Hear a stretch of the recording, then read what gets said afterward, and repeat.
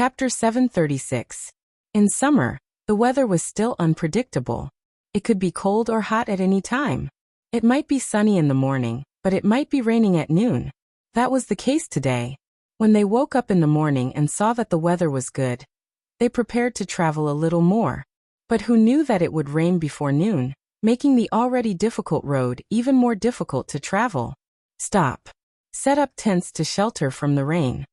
Complaining about the heavens in his heart, Songrignagan gave the order to stop.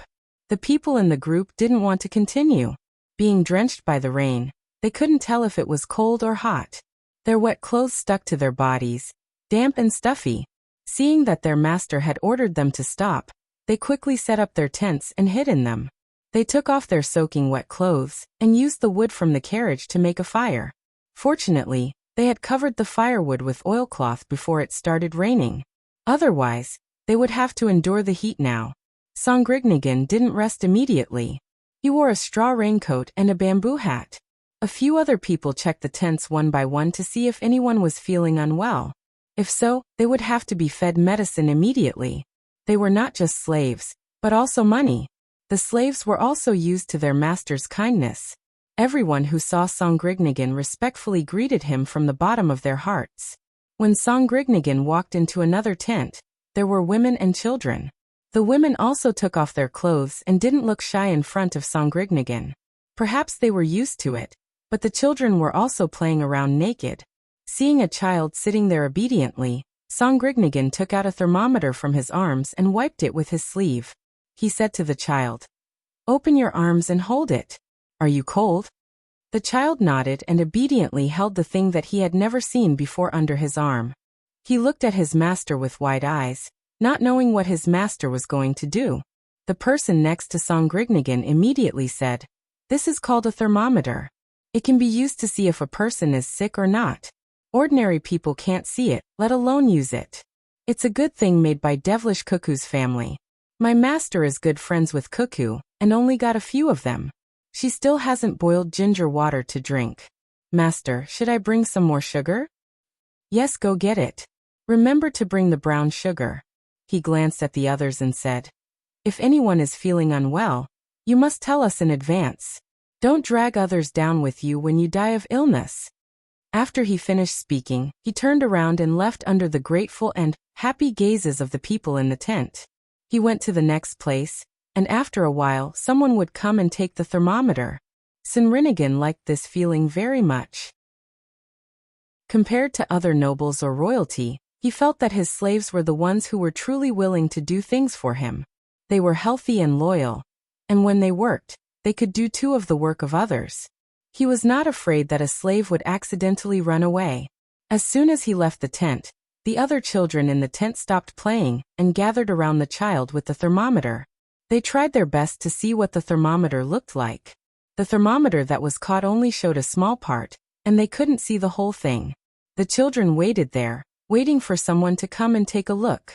No one dared to reach out and touch it. Even the child with the thermometer didn't dare to move. He sat there, afraid that he would break the thermometer. They all knew who devilish Cuckoo was. From the stories that had been passed down, they felt that Wangwan was amazing. How could something made by her family be bad? It must be very precious. The women in the tent all prostrated themselves on the ground, chanting their blessings to Songrignagan. As adults, they could feel how good their master was to them. Other slaves weren't allowed to go out casually, but they could. As long as they finished their work, the rest of the time was theirs. Of course, they didn't have money to buy things when they went out, but it was good to be able to look around.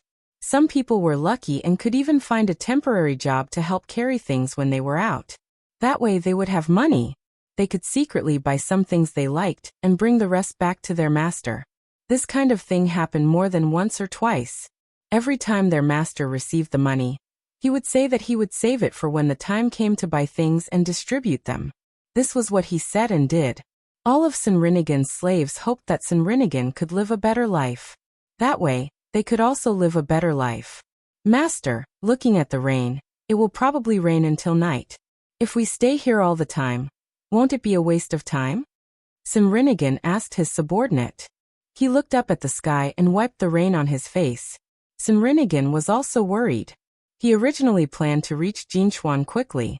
Once he was there, he wouldn't have to worry about being ambushed by others on the way. Now that Tubo was in chaos, there were many times when nothing happened in Lhasa City. Once they went out, they might be robbed by bigger nobles. When the other party robbed them, they wouldn't say which part they belonged to. Therefore, many people who were robbed didn't know who did it. Even if more people wanted to find trouble with the other party, they couldn't find them. Sinrinigan knew that when he sold all of his land, others would definitely find out. He was worried that someone would rob him because he didn't have a good life. He originally planned to go all the way to Jinchuan City, but the weather seemed to be against him. It was sunny one moment and rainy the next. Especially today's rain. Looking at how cloudy the sky was, it probably wouldn't stop until night. The more Sinrinigan thought about it, the more worried he became. He ordered the people around him, "Hurry up and get ready to eat. After eating, be alert. If something happens, fight it out with them." Perhaps the more afraid something was, the more likely it was to encounter it. When Sinrinigan and the slaves were halfway through eating, the sound of horses' hooves and the sound of rain could be heard. They all had experience in this area. Immediately, some of them put their ears to the ground to listen. Some of them even used bamboo tubes. Sinrinigan's subordinates did the same. After listening for a while, they said to Sinrinigan with an ugly expression, "Master, there are about 400 horses. I think they are coming for us. They don't come with good intentions. Prepare to meet the enemy." Sinrinigan didn't have any other choice. He could only hope that the other party wasn't here for the slaves and goods. He knew that if the other party was here specifically for this, even though they had more than 1,000 people, they wouldn't be a match for the other party's 400 people. There were children and women among the slaves. They couldn't all participate in the battle. Besides, he was just a small slave owner. He didn't have many weapons. The other party came prepared. How could they not know? Sure enough, the sound of horses' hooves was getting closer and closer. The ground also trembled with Weiwei, but it was obvious that the speed of the horses slowed down. Sinrinigan had a crossbow in his hand, and after loading it, he was the first to come out of the tent, dressed neatly, and went forward to meet the enemy. The other side was riding on horses, and they were also wearing bamboo hats. They were not lacking coir raincoats, and were holding weapons in their hands. They were in the middle of organizing their troops. "Who are you? What are you doing here?" Sinrinigan shouted at the other party. His voice wasn't loud, and because of the rain, the distance was not far. Even so, the other party could still hear him. "But Sinrinigan, we are here under orders. As for who gave the order, you don't have to care. Leave half of the goods and slaves, and you can go. Otherwise, we will kill you all and take away all the goods. Let your people put down their weapons." The other party also said. Indeed, they didn't say who sent them. They only said to leave half of the goods and slaves. Sinrinigan wasn't stupid. Looking at the other party, he didn't really want half of the goods and slaves. Otherwise, they wouldn't have caught up in the rain. Moreover, they came in such a hurry. If he really let his people put down their weapons, he didn't expect any of them to leave alive. With a decision in his heart, Sinrinigan nodded to the person next to him. That person immediately began to shout. A group of slaves with weapons in their hands came out of the tent. They looked forward one by one, ready to fight. At this time, Sinrinigan shouted at the other party, "If you want half of the goods and slaves, I won't agree. At most, I will leave 10% of the goods. If you don't want it, then come over." Sinrinigan felt that the other party was reluctant to fight like this. Otherwise, even if they won in the end, there would be a lot of losses. He estimated that the other party's master couldn't bear such losses, so he was prepared to use a small part of the goods to exchange for peace. This time, the other party didn't reply. Instead, they began to adjust their attack position. Some of the horses ran to the side, as if they were besieging. Seeing the other party's movement, Sinrinigan still insisted.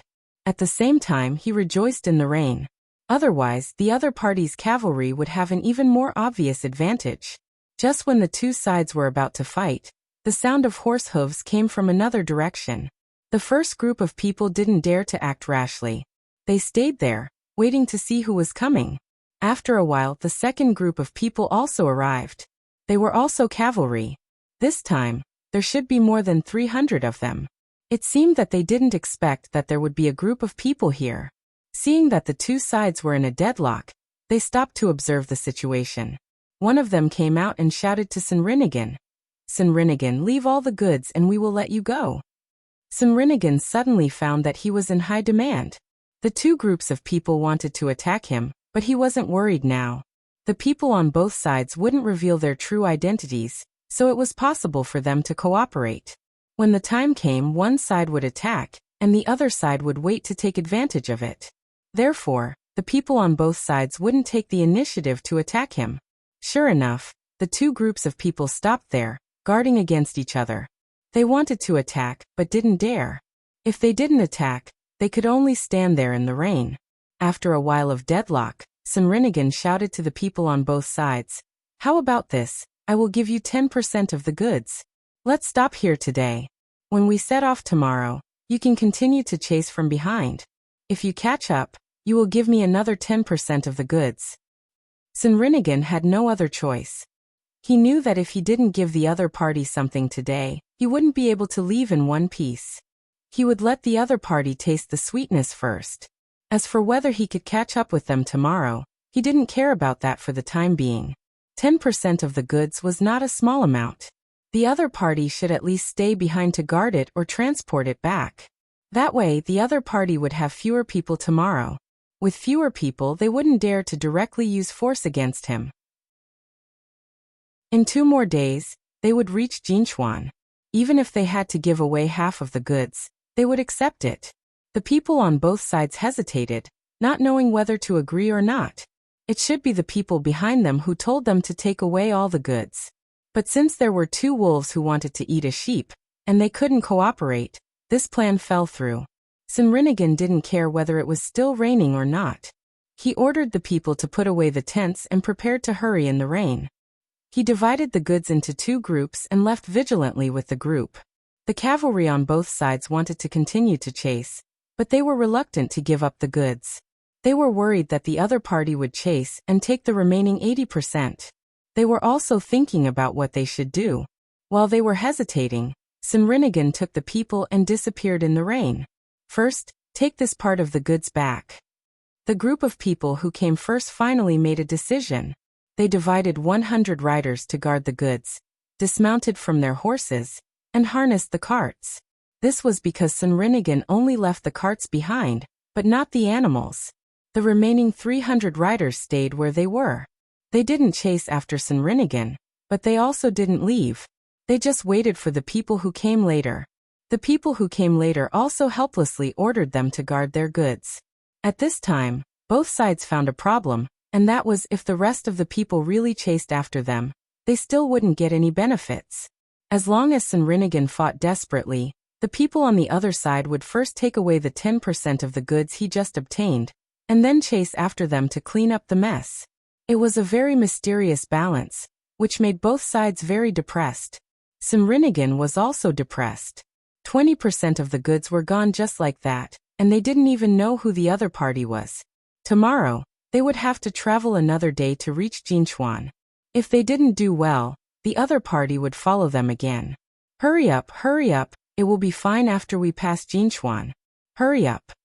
Serenade anxiously shouted to the slaves. The slaves knew what to do without him shouting. If they walked too slowly, it wouldn't be a good thing to be caught. Although they were still slaves, they were treated differently. Would other masters give them meat to eat? Would they give their children eggs to eat? One by one, the slaves rushed with all their strength. If the carts moved too slowly, they would push and pull them. At night, it was still raining. Some people had already fallen sick or tired. These people, including Serenade, were all thrown into the carts and taken along with them. In the end, they had to travel for an entire night. The next day, they couldn't walk anymore. The rain stopped, and everyone started to eat. They didn't have time to cook hot food, only dry food, which they swallowed with cold water. The dry food was really good. It was not like the hard steamed buns prepared by ordinary people, or the local food that was eaten by hand. Instead, it was a cake mixed with a lot of spices and meat. Since they were in a hurry, of course, they had to prepare the best food. Just as Serenade and the others finished eating and were ready to continue, the two groups of people caught up with them again. However, there were fewer people. One side had 200 riders, the other side had 300 riders. When the two sides chased after Serenade, they were also on guard against each other. Serenade helplessly ordered the slaves, "Give me another 20% of the goods." The slaves began to move the goods. Who knew that the people who caught up first would say, "Not 10%, we want 20% today." "Yes, we want 20% too." The people on the other side also said. It seemed that the two sides had discussed it. 20%, 20% it is. Serenade reluctantly agreed. This time the loss was big, and he didn't know when he could earn it back. The slaves sadly began to distribute the goods. Just as the other party was about to succeed, an eagle cry suddenly resounded from the sky. Two eagles were circling in the sky. At the sight of the two eagles, a person beside Serenade immediately took out a tube from his bosom and said to Serenade, "That's right. Master, when we came here, young Master Han gave me this. He said that if I saw the eagles, I should light it. They prepared it in advance. Should we light it now? It should be their eagles, right? Why didn't you say so earlier? Hurry up, damn it, 20%? That's not even 10%. Serenade was like suddenly finding a clear spring after being thirsty in the desert for 2 days. He cursed and hurriedly asked the people around him to light the fire.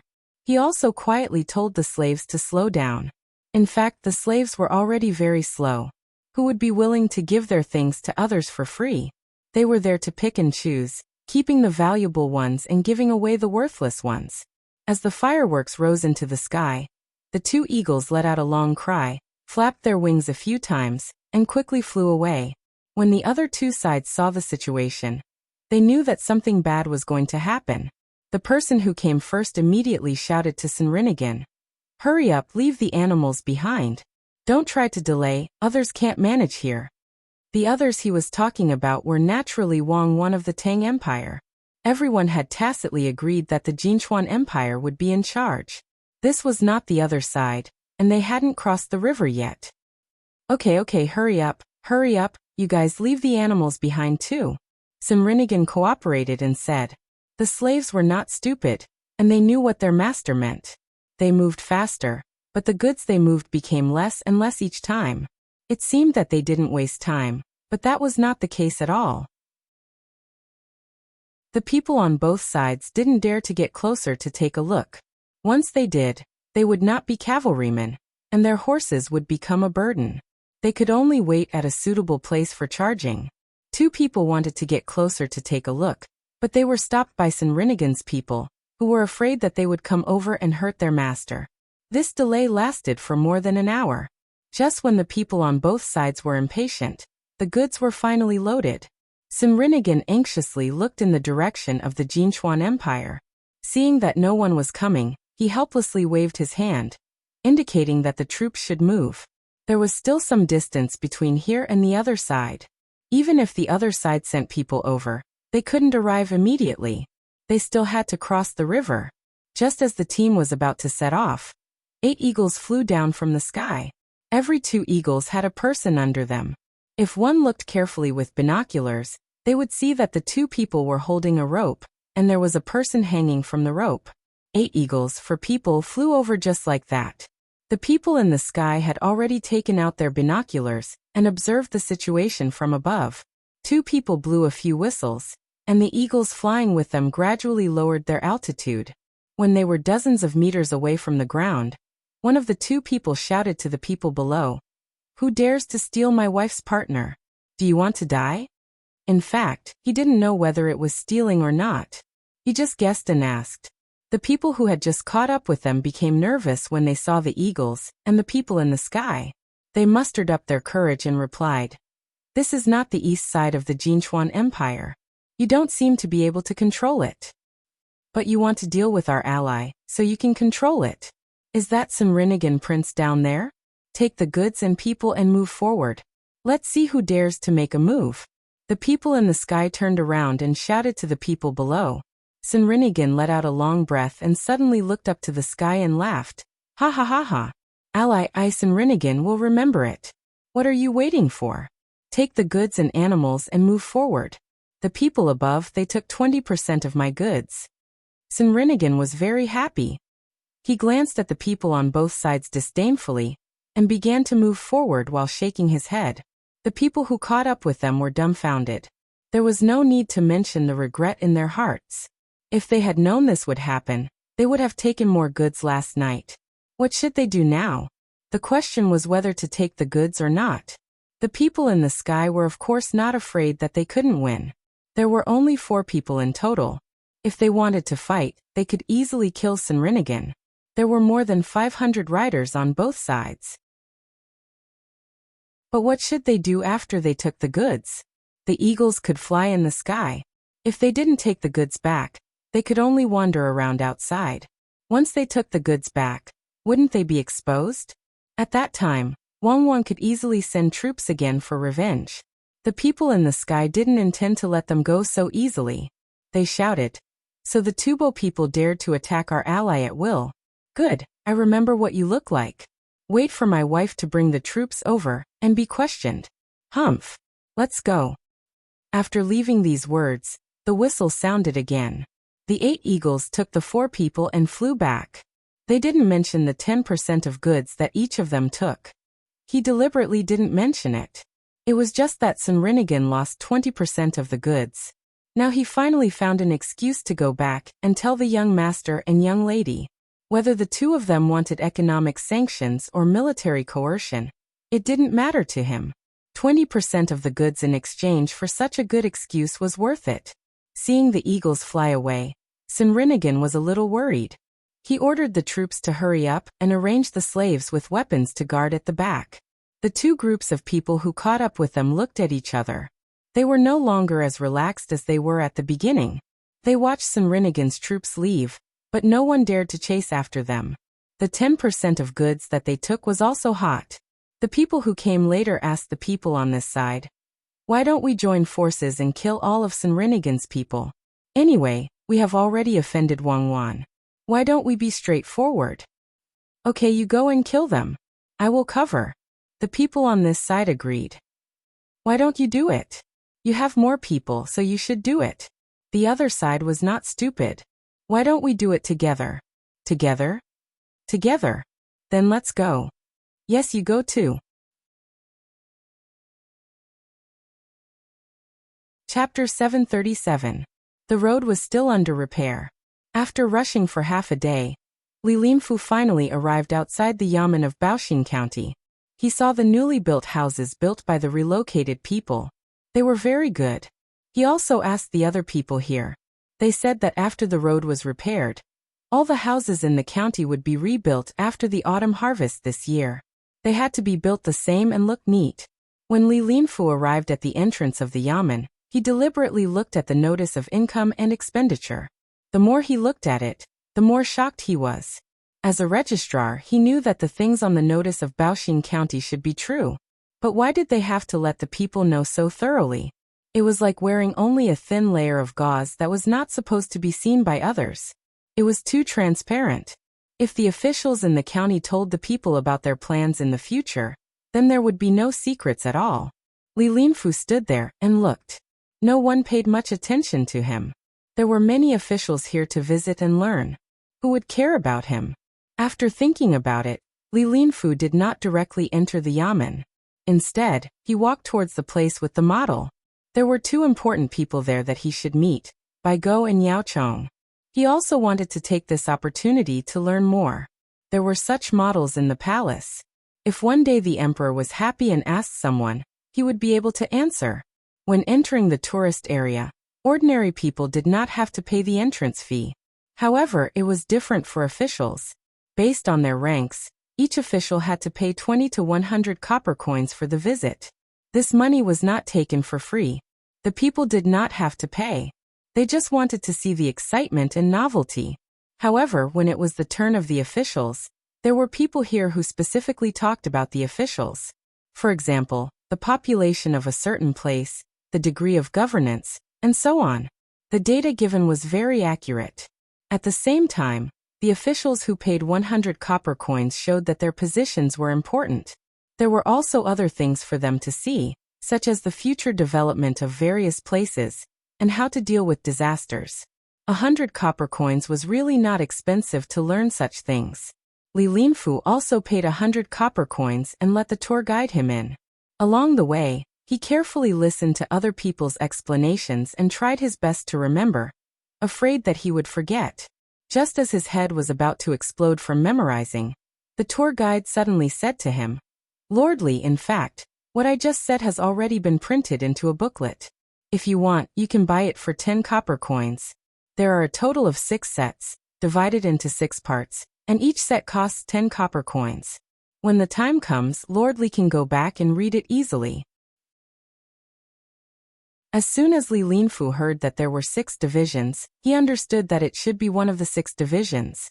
As for why there were no 3 divisions, it was because his level was not high enough, so there was no need for him to understand.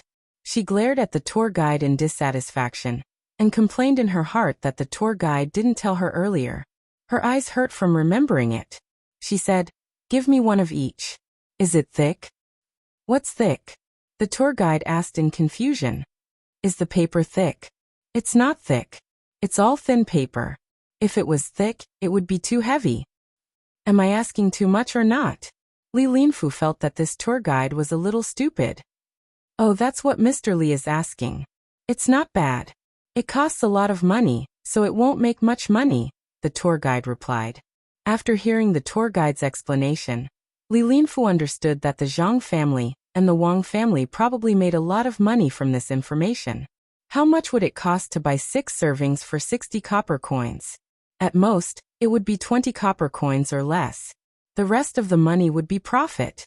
Yes, that's right. With Zhang Xiaobao's calculation, he definitely wouldn't let go of such a money-making opportunity easily. As Li Linfu listened and walked, he relaxed and really felt that this model was well made. When he walked to the front, he saw many people gathered there. Some people even made friendly noises from time to time. Puzzled, he asked the tour guide, "What's going on over there?" "Nothing, just follow me. Mr. Bai and the others are telling a story over there. It's all fake. There's no need to go over." The tour guide signaled Li Linfu to follow her. Li Linfu came to see these 2 key figures, and was counting on them to help him put in a good word. How could he miss this opportunity? He didn't care about the tour guide and walked over. At this time, Old Man Pai was telling the exciting part of the story. Old Man Chong had also changed 6 weapons. He was so tired that his whole body was covered in sweat. Someone beside him bought him a cup of good tea to drink. If you want to know what's going to happen, listen to the next segment. Old Man Pai was also thirsty, so he quickly stopped. He picked up the cup of tea and gulped down a few mouthfuls. At this time, he wasn't as elegant as he usually was when drinking tea. "Is this Mr. Bai? This humble one is Li Linfu. I heard that Mr. Bai was here, so I specially came to meet him." Li Linfu first greeted Old Man Pai. He had already started to bow. Then he greeted Old Man Chong and Old Man Yao. Although Old Man Chong didn't have much of a status, Li Linfu didn't have much of a status. Old Man Pai heard Li Linfu's self-introduction and knew who he was. "Oh, so you're the registrar of Xiankai County. Good, you look like an upright person." Old Man Bai's words were very pleasant to hear. However, no one knew what Old Man Bai was thinking. Li Linfu didn't expect him to speak the truth. It was fine as long as he could achieve his goal. He said, "Mr. Bai, you flatter me. This humble one doesn't have much ability. I just want to make the lives of the local people better, so I'm satisfied." Before this humble one came, I talked with County Magistrate Bai and put up a notice that I want to build a river for Baoxing County. However, this humble one heard that there was some misunderstanding between County Magistrate Feng and County Magistrate Zhang and County Magistrate Wang, so I had to come personally to mediate. After all, the 2 counties are adjacent to each other, so it's better to work together. After he finished speaking, Li Linfu looked at Old Man Yao. Seeing him look over, Old Man Yao followed his words and said, "It's great that you can think this way. In the future, you have to put in more effort in the 2 counties. You said it was a misunderstanding? What misunderstanding? It shouldn't be. Otherwise, why would Xiao Bao and Cuckoo ask Commandery Prince Tang and to build a workshop there? I'm overthinking. Since I'm here, I'll take a good look. As soon as Old Man Yao heard Li Linfu's words, he knew what he meant. He wanted the three of them to help mediate. How could that be possible? Zhang Xiaobao and Wang Wan had already decided on something. If others could easily change it, then they wouldn't be the two of them. Seeing that the other party didn't admit it, Li Linfu had to tell the three old men everything that Feng Changgong said to him. After he finished, he showed a troubled expression and said, Mr. Bai, County Magistrate Feng. County Magistrate Feng already knows that County Magistrate Feng is wrong. As the saying goes, nothing is better if you can change. Why don't you give him a chance? After all, Zhang Xiaobao and Wang Wan are still young. Many things can be done in a short time. Why don't you two help to persuade them? Also, Uncle Zhang has to worry about it. This humble one wants to thank the three of you on behalf of the people of Xiankai County. There's actually such a thing? It'll probably be difficult. When have Xiao Bao and Cuckoo ever suffered such a loss? Let me think. How about this, you go and talk to Xiao Bao and Cuckoo first. Later, I'll help to say a few words. It's just a few words. I don't know if it'll work or not. Old Man Chang looked surprised. It was as if he didn't know before. Although he agreed, he didn't make a promise. Li Linfu, who knew that he couldn't be sure, had no other choice. He apologized and left. He went to the yamen to look for Zhang Xiaobao and Wang Wan. After waiting for him to leave, Old Man Bai and the other two found a quiet place to sit down. They asked someone to bring them good tea.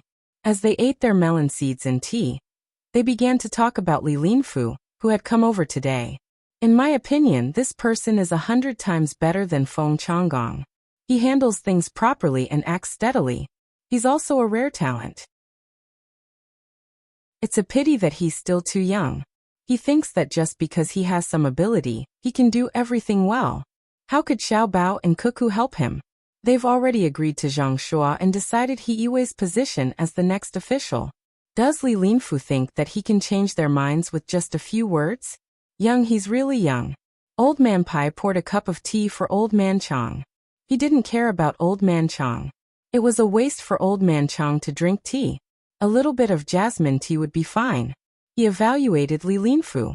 Old Man Yao also felt that this matter couldn't be done. He said, the most important thing is that Xiao Bao and Cuckoo want to teach Feng Changgong a lesson. After all, they're still young. It's easy for people to look down on them. If they don't teach Feng Changgong a lesson this time, there will be other officials who will dare to go against them in the future. In the past, Zhang family and Wang family were powerful, but that was their business. Now that Xiao Bao and Cuckoo are officials, of course, they have to have their own prestige. Feng Changgong is the chicken that was killed to show the monkeys. It's a pity that he doesn't know it yet, and bumped into the knife's edge. As for Li Linfu, I think he's a traitor and loyal person. If he's used well, he'll be very handy. If he's not used well, then he'll be a disaster. Sigh. At this time, Li Linfu, who didn't know that he was called a traitor and loyal person, came to the yamen. He said something to the yamen runner at the door and gave him his name token. Then he went inside and waited. There was a room specially provided for visitors. There were tea and pastries in it. It was mainly for the people. The people couldn't just go to the drum when they had something to do. It was a tool for cases. At first, Li Linfu thought that it was a signing room. Later, he met two people sitting there and chatting in a low voice. Then he realized that it was not the case at all. It was a very interesting room for the people to rest. Hearing their conversation, Li Linfu knew why they were here. They were both residents of Shangniu village, and they were also neighbors.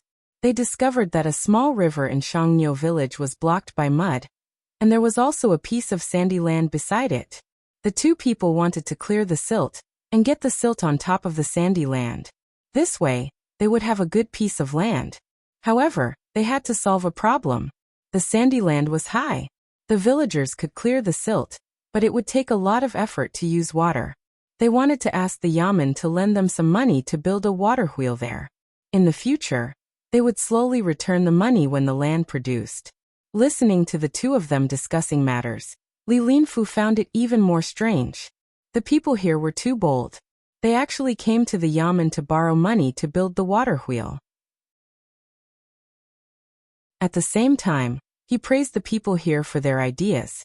If it were the people in other places, they could only watch as the land and river were built. After waiting for a while, Li Linfu didn't see Zhang Xiaobao and Wang Wan. Instead, it was He Yiwei. He Yiwei had finished most of his work today. When he heard that there were people from Shangniu village who came to borrow money, he came to take a look. At the same time, he helped Zhang Xiaobao and Wang Wan to pass on a message to Li Linfu. As soon as he entered, he saw a person wearing an official's uniform. He asked, "Lord Li, I am He Yiwei from Baoxing County. Registrar Zhang and Deputy Wang asked me to pass on a message. They said that they would like to invite Lord Li to rest at Fengwu Pavilion first. They have more important things to do. After they are done, they will come over and invite Lord Li to have a meal together. They asked the two of them to stay here. These are the names they sent back.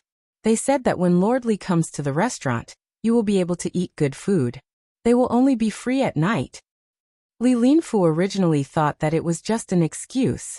However, when he saw the names of the two people, he knew that it wasn't the case. He took the names and said, "It's my duty. The county affairs are important." Even though it was important, he didn't want to leave. He wanted to see if the two people from Shangniu village could borrow money. It was the first time he met them, so he was curious. "Nyoda Nyo Zhuang, the two of you want to borrow money?" He Yiwei didn't chase them away. There was nothing that couldn't be told to others. Whoever was willing to listen could listen. It wasn't a secret that couldn't be known by others. He asked the two people who had already stood up. "Lord, you know us?" Nyoda said happily, "Yes. A few days ago, the two of you came over to deliver coal. I asked the two of you before. How could I forget? I heard that your father is sick. I don't know if he is better. I am just too busy. Otherwise, I would have taken the time to visit your father." He Yiwei said politely. He didn't have any other skills, but he remembered people very well. As long as he met them once, he would know them the next time he met them. He then asked about Nyoda's father's condition. Nyoda was so excited that he didn't know where to put his hands. He grabbed his trousers and nodded, "He is fine. It's the same as before. It's all thanks to the doctor sent by the county. Lord, you are a good official." "What's so good about that? It's just my duty." If you want to talk about good officials, you have to look at Registrar Zhang and Deputy Wang. They are the truly capable officials. He Yiwei was happy to be called a good official. He modestly gestured for them to sit back down. He also sat down and asked about borrowing money. "What kind of water wheel do you want to build? Can it be built there? How much will it cost? How long will it take to return it?" "I can't lend it to you just because you want to. Lord, can we really lend it to you? As long as you answer, we can lend it to you. How much will it cost?" Niu Zhuang thought that he couldn't borrow money this time. This was the first time he thought of this idea. He came here with the idea of giving it a try. Li Linfu also looked at He Yiwei. He wanted to know from He Yiwei whether he could borrow money or not. If he borrowed money, he would be breaking the law. The government was the government. How could they lend money to the people casually? He Yiwei still had a calm expression. He said to the two of them, "You can borrow money, but you can't borrow from the government. The government's money belongs to all the people in the county, but it doesn't belong to any one of them. What if you can't return the money when they lend it to you? Even if you use the land as collateral, you can't do it. When the time comes, you still have to sell the land. There is an additional process. This is not an administrative action, but an economic action. Do you understand?" The two of them didn't know anything about administration and economics, but they understood that the government wouldn't give them money. They lowered their heads and didn't say anything. When He Yiwei saw the two of them like this, he continued, "The government won't give you money, but there are other people who are willing to. The government is willing to help you get a 3-year interest-free loan. You know about loans, right? There are loans in Shuzhou, Sanshui County, and Huayuan County. This money will be provided by the Tourism Model Area. It's called Baoxing County Employment Assistance Fund. The government will be the guarantor. You will sign a document with this fund and put your fingerprint. If you can't return the money after 3 years, then your new land and water will be taken back for the fund. There is no interest in agriculture, but if it's business, there will be a small profit. Then isn't this Jean guy stupid? He gave the money to others for free. Nyoda thought for a while and thought of the key point. If they weren't in Baoxing County, he would have thought that the county magistrate was lying to him. Li Linfu also thought so. Who would be so stupid to not give the money to others? He perked up his ears and listened carefully. He wanted to see how Heiwei would explain. Heiwei smiled and said, "How can they be stupid? If they take out this money, then whatever they do in the future, the county will give them priority." Originally, there was another point, which was to use the profits to offset the tax. However, Xiaobao and Cuckoo rejected it, saying that it would be easy to be impeached. So we changed the point, which is that the government will be the guarantor and open a bank for them. They won't collect taxes from them for the first 5 years. They will use this part of the profits to exchange for an interest-free loan. So, you have to make things clear. They need to do a risk assessment. If they think it's okay, they will lend you money. They will even send someone to guide you on how to do it. This time, Nyoda and Niuzhuang heard it clearly. They said that the loss of the Jing guy would be compensated on the other side. Regardless of how the government would compensate them, at least they could borrow money. So Nyoda began to talk about their specific plan and introduced the situation to Heiwei in detail. Before he finished, Heiwei interrupted him. "It's not like that. There is a format. Xiaobao and Cuckoo are working on this. In fact, even if you didn't come today, you would see this message on the bulletin board at the entrance of the government office tomorrow. They said that they have used this method in other places before. That method can be used in emergencies, but it is not formal and needs to be specially proposed. You can either wait here or go home first. Come back tomorrow and fill in the form according to the format. They will send someone to take a look. It won't take long." "Shall we wait?" Nyoda asked Niuzhuang. "Yes, sir. We will wait here." Niuzhuang felt that he would not feel at ease if he did not tell them the truth. He chose to wait. Anyway, there was food and drinks here, which was part of the government office's normal reception fee. There was no need to rush back to eat. Li Linfu was also thinking about this matter. He was not like Nyoda and Niuzhuang, who did not care about long-term matters. He had a lot to consider. Would the establishment of this so-called fund be everywhere in the future? A fund with a bank. Then there would be a bank in many places in the future. What were they going to do? A bank, as the name suggested, was a place to put money and borrow money. For example, flying money was used in this way, but it was not commonly used. Now, if ordinary people wanted to borrow money, they could not go to a place that specialized in exchanging money. Instead, they could go to a pawn shop. It seemed that this bank could provide a way for ordinary people to borrow money in the future. This matter was not that simple. There must be a deeper meaning. Since Zhang Xiaobao and Wang Wan brought it up, it might be a big matter. He had to tell the higher-ups as soon as possible, so that they would not miss this good opportunity. Li Linfu thought. Now, he just faintly felt that this matter was not simple, but he could not pinpoint the specific details. Seeing that other people's matters were settled, he got up and left. He also asked when Zhang Xiaobao and Wang Wan would be able to settle the matter of the fund. He also came to take a look and did not have to wait in the Fengwu Pavilion. Zhang Xiaobao and Wang Wan were in their own room at the back, perfecting the loan matter. Because this industry was also a new one, they had to consider what should be considered, especially the bank. Once it was opened everywhere in the Tang Empire, it would not be as simple as helping people to exchange change or get money. It was not only money that could be exchanged for gold and silver, but also the function of lending and saving. Of course, it was easy to open a bank now. If people kept a lot of money here, not only did they not have to pay interest, but they also had to take out a part of it as a storage fee.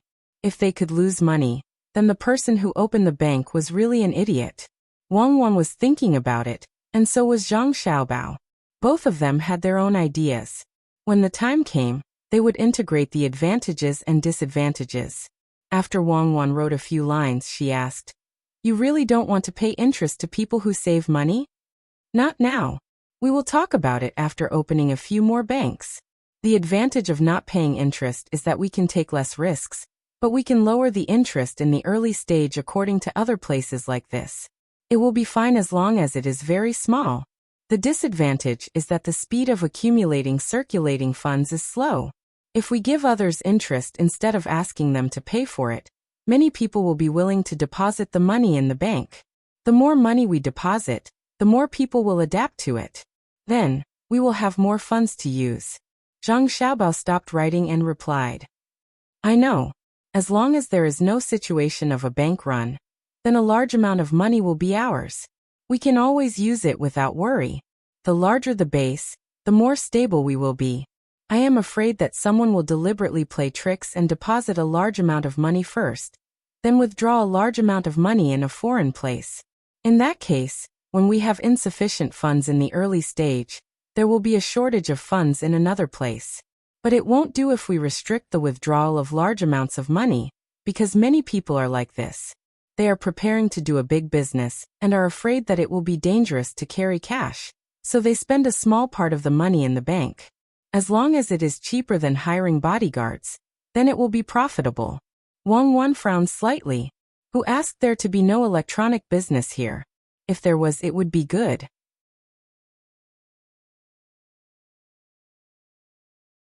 Chapter 738. Even after an entire afternoon, Zhang Xiaobao and Wang Wan were still unable to figure out how to operate a bank. For example, how to monitor their subordinates and how to prevent forgeries from occurring if they were to deposit and withdraw money from another country. In fact, the current communication conditions were even better. They could still cheat when they needed to, and they couldn't just rely on loyalty at this moment. The two of them decided to put aside the matter of depositing and withdrawing money. Instead, they planned to open a bank to provide small loans. After that, they started to deal with the funds. This was simple for the time being. With the two of them around, there wouldn't be any mistakes in their evaluation. However, that could be dealt with in the future. The only way to avoid risks was to intentionally lower the value of the other party's collateral. In fact, it wasn't much different from a pawnshop. Xiaobao, I feel that there's a flaw in the current use of silk in Great Tang. To think that it can be used as a currency. Not only is the storage fee of silk high, it is also prone to spoilage. Silk should have depreciated as it is damaged, but due to the storage fee, it actually has to appreciate in value to match the value of the currency. This is especially so for the imperial court. In order to guarantee the value of the silk, they actually intentionally gave 200 copper coins during the exchange, using another currency to guarantee the value of one currency. If this continues for a long time, it will be troublesome. Wang Wan and Zhang Xiaobao explained on the way to meet Niuda and Niu Zhuang. Zhang Xiaobao had long known about this matter, but he couldn't do anything about it. This was what the imperial court wanted to do. After hesitating for a moment, he said to Wang Wan, there are two ways to solve this problem. First, we can report the flaws to Li Longji. He should know about it by now, but we still have to insist on it and scare him. After that, we'll think of a way to prevent counterfeiting. In fact, there are counterfeits in any era. We can't always rely on the anti-counterfeiting technology of the currency and the user's understanding of the currency to solve this problem. We should do it from a system perspective. Of course, it's best to use electronic currency. This way, even ordinary people can avoid danger. What's the other solution? Wang Wan knew that the first solution was useless, so she asked about the second one. Zhang Xiaobao softened his voice. The second solution is for me to take action. Within 3 months, I will let Li Longji know the price of using silk as currency. Even something as durable as gold can still be used as currency, let alone silk. Right now, the Great Tang doesn't use much silver, and it's usually used for large amounts of currency calculations and official statistics. The normal currency used is brass and silk. If I were to attack it, silk would immediately become worthless. What do you think? What's this called? It's called the throes of reform. No, when the time comes, you won't just be impacting the currency itself, but the lives of the people. Whether it directly affects the money of the people or the merchants, in the end, it will all be passed on to the people. Tell me, how many merchants will go bankrupt if you attack them? How many people started their careers? And how many people have reduced the impact of currency shocks by squeezing their own workers? You should go and attack Tubo. The great Tang is not allowed to attack, definitely not. Don't you have a gentler method? Wang Wan firmly rejected Zhang Xiaobao's idea. The current currency system was already unstable, and if Zhang Xiaobao were to make a move, it would be over. There was no need to doubt if Xiaobao could do it. It was too simple, and she could do it herself, just that the impact would be weaker. Then forget it, I'll think of another way. Gentle, right?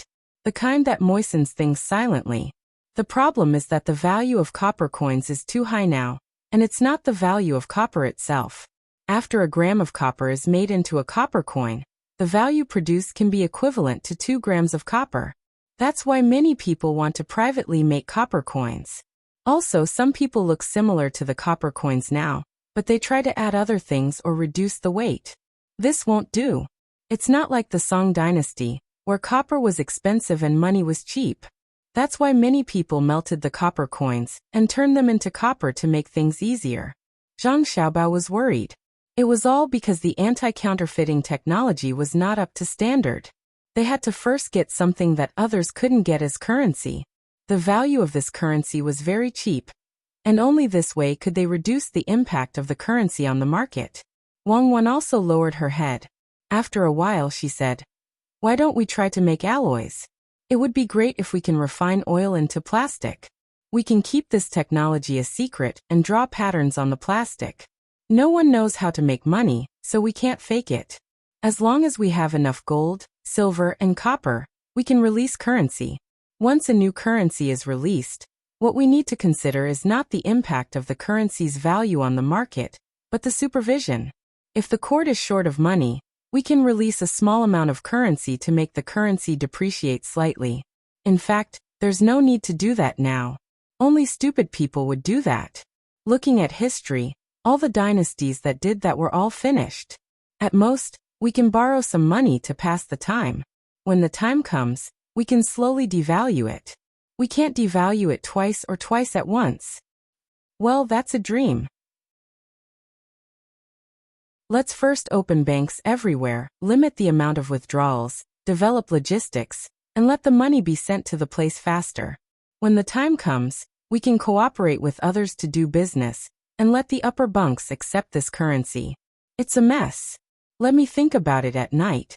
It involves too many things. Zhang Xiaobao really couldn't think of anything, so he put it aside for the time being. At this time, 2 people came to the reception room. Nyoda and Nyozhuang had eaten a lot. They were holding their stomachs and had a look of happiness on their faces. It was very contradictory. Yiwei was also holding a book and accompanying them at the side. Anyway, he had nothing to do, so he could rest wherever he went. It was a good opportunity for him to interact more with the people here and get familiar with them. Li Linfu was also here. He went to the Fengwu Pavilion and had a meal there. He couldn't stay there anymore. He kept thinking about the Employment Assistance Fund of Buxing County and wanted to know more about the bank. He wanted to know how to get more benefits from it and how big the impact would be in the end. Come take 2 Dashin pills. If you eat too much next time, don't worry about it. Did you encounter something that doesn't cost you money? Zhang Xiaobao stood at the door and noticed the situation inside. He gave an order, and then said to Nyoda and Nyozhuang, "It's okay, it's okay. I actually had turtle soup for lunch. It's so nutritious, so I drank a little more. I also ate 2 more steamed buns.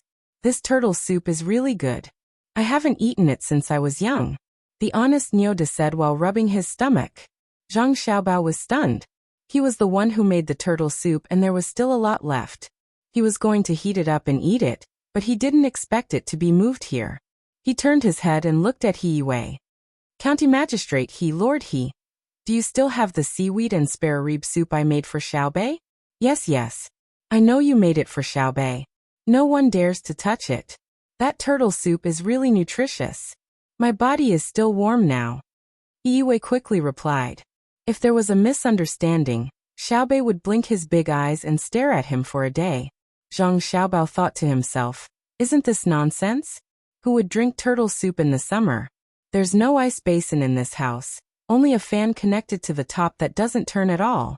It would be strange if it's not hot. Nyoda, fill in this form. If you don't know how to read, I'll explain it to you one by one. Oh, since County Magistrate he is going to explain it personally, then let County Magistrate he do it.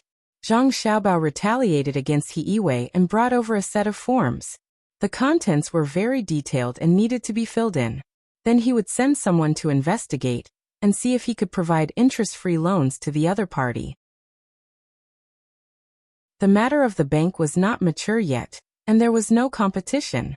Otherwise, he would add another condition, which was that the bank had to give money to the person who borrowed it in installments. Moreover, this person or company could only choose their own bank to deposit money in. That way, the local government wouldn't have to give other banks other benefits. He Yiwei drank the soup made by Zhang Xiaobao, so he could only help. He took the set of forms and began to explain them to Nyoda and Niu Zhuang. Zhang Xiaobao and Wang Wan didn't care about this matter anymore. After the two of them filled in the forms, they would send someone to take a look tomorrow. Facing Li Linfu, Zhang Xiaobao said, I'm really sorry to have made Lord Li wait. Why don't we go to the Fengwu Pavilion for a meal? Li Linfu had already leaned over to look at the forms. When he heard Zhang Xiaobao's words, he hesitated and said, Okay. But I also want to learn about this fund. I wonder if Registrar Zhang can give me a set of forms as well? I'll think about it carefully. Maybe it can be used in Xian Kai County. Li Linfu didn't introduce his official position. He believed that with Zhang Xiaobao and Wang Wan's ability, they would have already investigated his 8 generations of ancestors. As a neighboring county of Baoxing County, every move in Xian Kai County couldn't escape Zhang Xiaobao and Wang Wan's eyes. Zhang Xiaobao thought about it and felt that this kind of thing couldn't be kept secret, so he nodded and said, Okay, I'll go get a set. If there's anything that Lord Li doesn't know, you can ask during the meal. Wang Wan, who had looked at Li Linfu, felt that this legendary powerful person was just SOSO. She didn't see anything special about him. Moreover, everyone said that he was good-looking, but she didn't know who had such a bad view of beauty. He was just an ordinary person. He was just a bit more handsome, had a good temperament, spoke more elegantly, looked more pleasing to the eye, and acted more appropriately. Therefore, Wang Wan didn't talk to Li Linfu at all. She just stood beside Zhang Xiaobao. The three of them went out.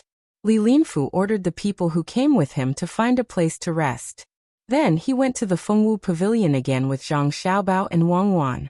The three of them found a round table. There weren't so many horizontal and vertical bars to distinguish their identities. They casually ordered 2 dishes and asked someone to warm a pot of wine. The three of them began to eat. Li Linfu had just finished eating not too long ago, so he couldn't eat anything else. He just drank wine and ate some cold dishes. He didn't immediately mention Feng Changgong from Xian Kai County to Zhang Xiaobao and Wang Wan. Instead, he watched the two of them eat and pondered the meaning of the table. Zhang Xiaobao and Wang Wan were starving. Thinking about things took a lot of brainpower, so they didn't stand on ceremony with Li Linfu at all. They ate without holding back, smacking their lips as they talked. One moment, they would talk about this dish, and the next moment, they would talk about that dish. The things on the table were written very clearly. As long as one was literate and had some foundation, they could easily understand it. Therefore, Li Linfu didn't need to ask Zhang Xiaobao to understand it. There were a total of 6 pages of content. After flipping through 3 pages, Li Linfu wanted to find a topic to talk to Zhang Xiaobao. However, seeing the two of them eating like this, he could only hold back. He was more interested in the dish that the two of them were talking about. This couldn't be blamed on Li Linfu, because he didn't know how to cook. Occasionally he would cook a little. It was okay for him to eat it himself. He felt that the taste was good, but when he asked others to eat it, no one said that it was good. The best comment he got was okay, it's edible. At this time, when he heard the professional words of Zhang Xiaobao and Wang Wan, he was very envious. He felt that it was a pity that the two of them were officials.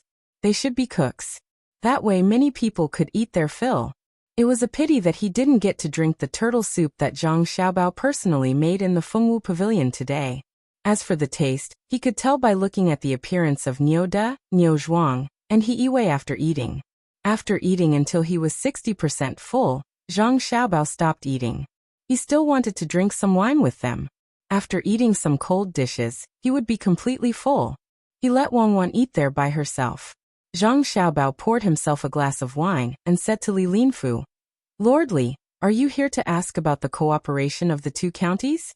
Lord Li is good. For the sake of the people, you don't care about the fatigue and come in person. Compared to that Feng Changgong, you are much better. Humph. After offending me and Cuckoo, Feng Changgong can't expect to have a good life. Not to mention that no one will intercede for him, even if someone does. Even if it is the emperor, Cuckoo and I will ask clearly." When Li Linfu heard the first part of Zhang Xiaobao's words, he was very happy. He thought that he had a chance to intercede for Feng Changgong. When he heard the second part of Zhang Xiaobao's words, his burning heart became cold. It seemed that even the emperor couldn't intercede for Feng Changgong. Then he was not as good as the emperor. If he continued, it seemed that he was deliberately looking for trouble. Shocked, Li Linfu couldn't help but have doubts about what he was here to do. This half-grown child was not only good at calculating money, he was also good at talking. With just one sentence he had shut him up. Then he looked at Wang Wan. She was still eating. She had already eaten 2 bowls of rice. How could she eat so much? In addition, Wang Wan didn't talk to him before. He guessed that it was impossible to make a breakthrough in this aspect. After thinking for a while, Li Linfu nodded and said, "That's right. If it were someone else who became an official in Baoxing County, I would have given up on this idea. But since you and Wang Wan are here to become officials, if I don't consider it carefully, I would be letting down the people of Xinsai County. I wonder if Registrar Zhang has any ideas to improve the lives of the people of Xinsai County?" Seeing that Li Linfu didn't mention Feng Changgong, Zhang Xiaobao didn't say anything else. He said to Li Linfu, "There is, but not now. We have to wait until the sesame and soybean plants are done, and the 4 workshops are fully operational. It won't hurt to talk to Lord Li first.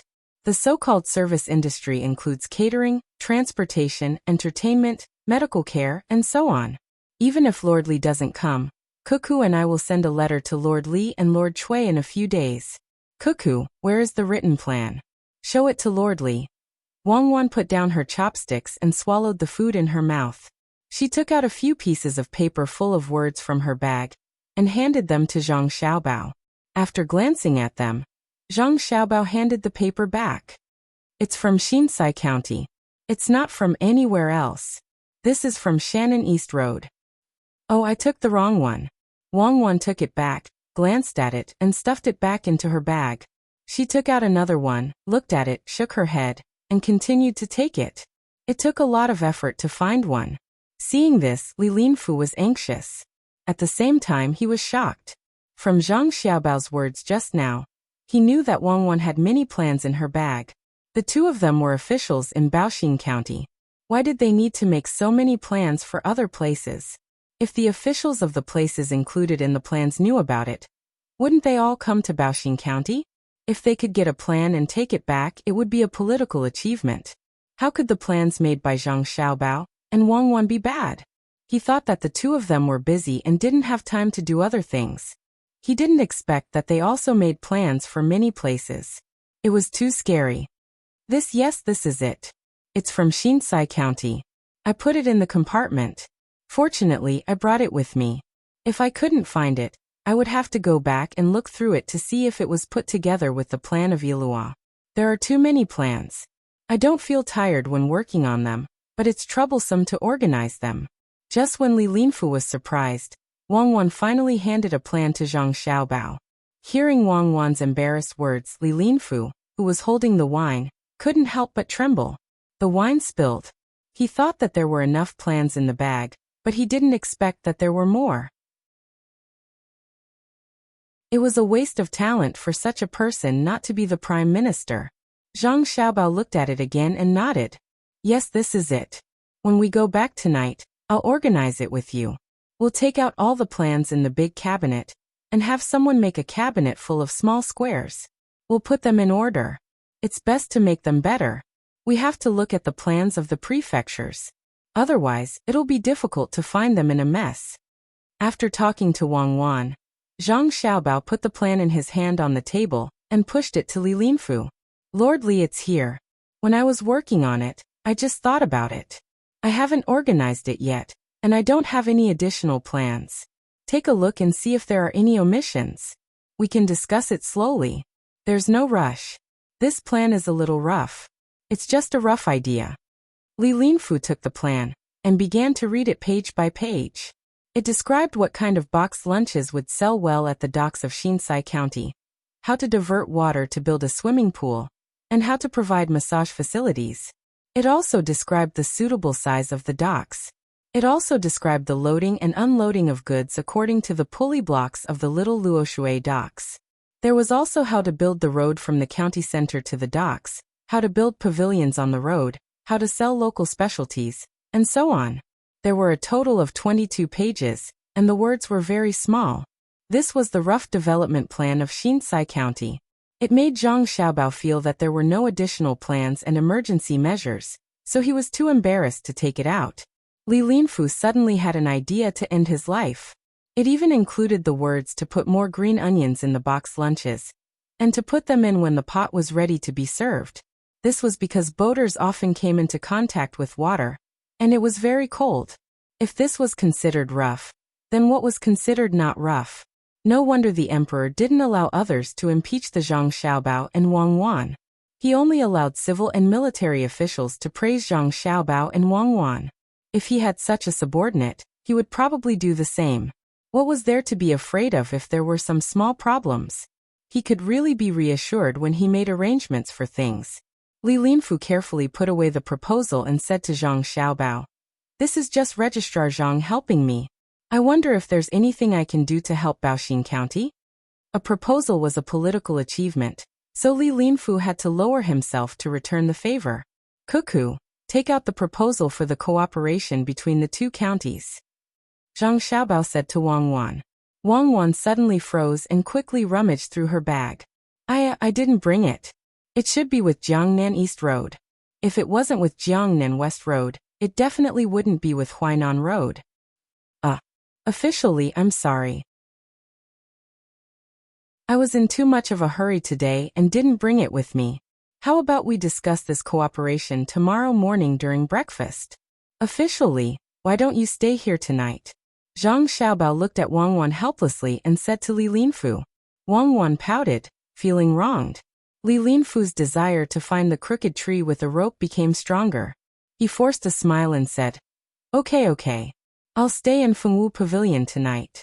I'll go find you tomorrow morning. Then Cuckoo and I have to go back. Bebe's arm is broken, so it's probably time for dinner. I have to go back and warm bone soup for her. This little sister is so troublesome. Zhang Xiaobao gulped down the wine in his cup, took a bite of the cucumber and whimpered. Wang Wan also drank a mouthful of soup, wiped her mouth, and stood up. Li Linfu walked Zhang Xiaobao and Wang Wan out of the restaurant. Then he stood there and looked at the red clouds in the west. He felt bored and turned back to the room he was in just now. He took out the Employment Assistance Fund form and the proposal for Shinsai County, and looked at them a few times. He looked up and sighed, murmuring, "How can we compete? They seem to be good at playing tricks and doing things. I have to write a letter back to Beijing and tell them not to offend Zhang Xiaobao and Wang Wan."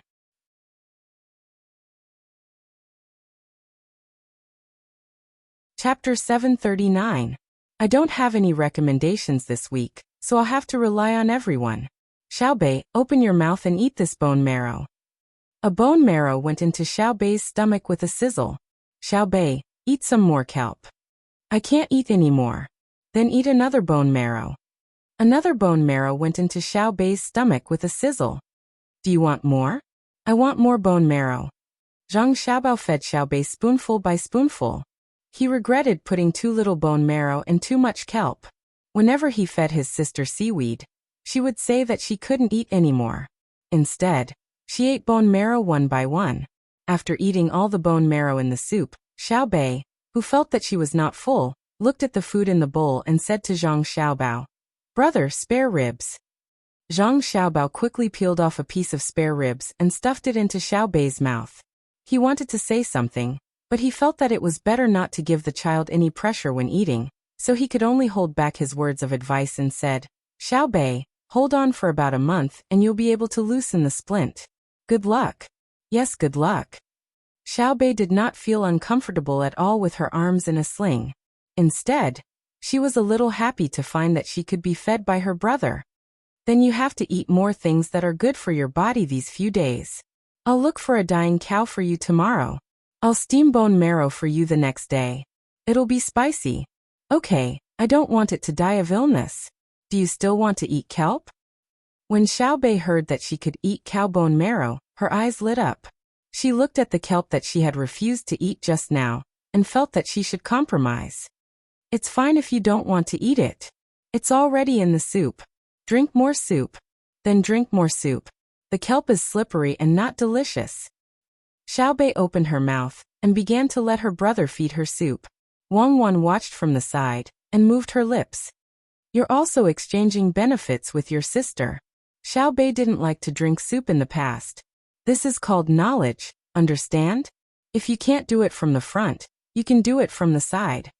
Zhang Xiaobao replied and continued to feed his sister. Take it all back. We don't lack food. Everyone take it back and keep it for yourselves. When Xiao Bei drank a lot of soup, and was about to continue drinking, a loud shout from outside the courtyard. Brother, something happened. Xiao Bei held a spoon in his left hand and rummaged through the bowl, to see if there was any bone marrow left behind. When he heard the commotion, he reminded Zhang Xiaobao. There was no need for Zhang Xiaobao to ask. The guard outside the courtyard came in to report. Young master, young lady, I don't know who spread the news of young lady Xiao Bei's injury, but everyone who heard the news brought their belongings and ran here to give young lady Xiao Bei to nourish her body. We couldn't stop them. Zhang Xiaobao was stunned for a moment. He put the bowl of ribs on the small charcoal stove next to him, and pulled Xiao Bei out. Xiao Bei, go out and take a look. When we come back, we can drink again. Sure. Xiao Bei held his brother's hand and walked out with one arm in a sling. Wang Wan also brought the other little guys along. When they arrived at the entrance of the courtyard, Xiao Bei opened his mouth wide in shock and blinked his eyes. Wow. They're all here to see me? Zhang Xiaobao lived behind the yamen. This courtyard was also close to the back door. The road in front was wider, allowing 4 carriages to travel together. The road behind could only allow 2 carriages to travel together. At this time, not to mention carriages, even people couldn't squeeze in on this road. The commoners were all carrying things, and one couldn't see the end of the road. Some were carrying baskets of eggs, some were carrying a piece of meat, some were carrying half a fan of pork ribs, some were holding chicken legs, some were carrying live fish and prawns in wooden basins filled with water, and some were even holding a sheep's head. Among the sounds of cicadas, there were many children carrying cicadas in their pockets. There was a wide variety of things. Anything that the commoners could think of to nourish their bodies was brought over. Seeing this scene, Xiao Bei lowered his head and looked at his arm. He then glanced at the endless crowd and whispered to his brother, "Should I not have gotten injured?" "Yes, I think so too. Be more careful in the future."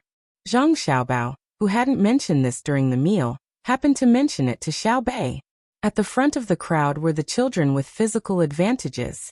When they saw Xiao Bei come out with his arm still in a sling, they thought it was very serious and immediately rushed over.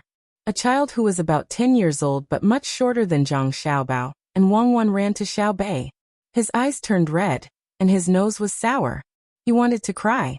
He blinked his eyes hard and asked Xiao Bei in a small voice, "Does it hurt?" "It doesn't hurt. It hurt when I fell." "Brother, it doesn't hurt anymore when you blow on it." Xiao Bei shook his head in response. "Me and Ersha caught a lot of cicadas for you. Now you can only eat a small piece of meat under your arm. You can't eat anywhere else. Ersha, quickly take them out." The child said to Xiao Bei and then turned his head and shouted. The group of children all came forward and took out the cicadas from their pockets. Some people even took out straw baskets and asked them to put the cicadas in the baskets. They took turns to put the cicadas in the baskets. Although each child didn't catch a lot of cicadas, some only had a dozen, and some had dozens, there were too many of them. The baskets were half the height of a person. and the circumference of an arm's length were filled with cicadas just like that. Xiaobei, who usually knew how to socialize, couldn't handle it at this time. He looked at the big cicadas that looked a little scary and asked nervously, "Why are you giving me these things?" "Eat them to nourish your body. You are injured. Last time in the model tourism area, you even treated us to candy. Shah and I knew you were injured, so we didn't know how to do anything else. So we caught these cicadas for you to eat." The child pointed at the basket with his finger and looked at Xiaobei expectantly, asking Xiaobei to accept it. The other people began to come forward, wanting to give the things they brought to Zhang Xiaobao. Wang Wan squatted down and asked Xiaobei, "Everyone brought you the good things that they usually don't want to eat. Can you accept them?" Uncles, aunts, listen to me. My family doesn't lack them. Yes, we don't lack them. We can't finish them. Yes, we can't finish them. Take them back. Thank you, uncles, aunts, grandparents. I really can't accept them. Facing such a big scene, Xiaobei took 2 deep breaths and finally spoke nervously. The commoners were used to seeing Xiaobei and the other little fellows walking around sensibly. Now that they saw Xiaobei's cute and obedient appearance, and then looked at his injured arm, they all felt their hearts ache. They all said that they wanted to give their things to Xiaobei. Zhang Xiaobao gave a look to a guard beside him, and pointed at the basket of cicadas. The guard nodded and stood up, shouting to the crowd, "Everyone be quiet. Be quiet. Listen to me. Miss Xiaobei can't finish the things that everyone brought. The Zhang Xiaobao and Wang family appreciate everyone's kindness. Please take the things back and leave this basket of cicadas for Miss Xiaobei to nourish her body. When Miss Xiaobei's injury isn't serious, everyone can go back and do your work properly. Miss Xiaobei will be happy. After the autumn harvest, everyone can earn more money and treat Miss Xiaobei to a big meal at the Fengwu Pavilion." Xiaobei also shouted, "Yes, a big meal. I'll accept the cicadas." The people were still hesitating and unwilling to agree. In the crowd, Luo Xiang'er's grandfather, who had also rushed over to see Xiaobei, played his role again. "Folks, listen to me. Xiaobei really can't finish the things. Why don't we take them back? After the autumn harvest, let Xiaobei have a good meal at the Fengwu Pavilion. The food of the Zhang Xiaobao and Wang family is better than ours. Go back after seeing Xiaobei." Someone persuaded. When the people saw that the Zhang Xiaobao and Wang family were not going to accept the things no matter what, they could only regretfully give up the idea of giving the things. The people nearby looked at Xiaobei before they turned around and squeezed through the walls of other people's shops. With a smile on his face, Xiaobei generously let everyone see. The crowd moved back and forth like this, looking at Xiaobei before leaving.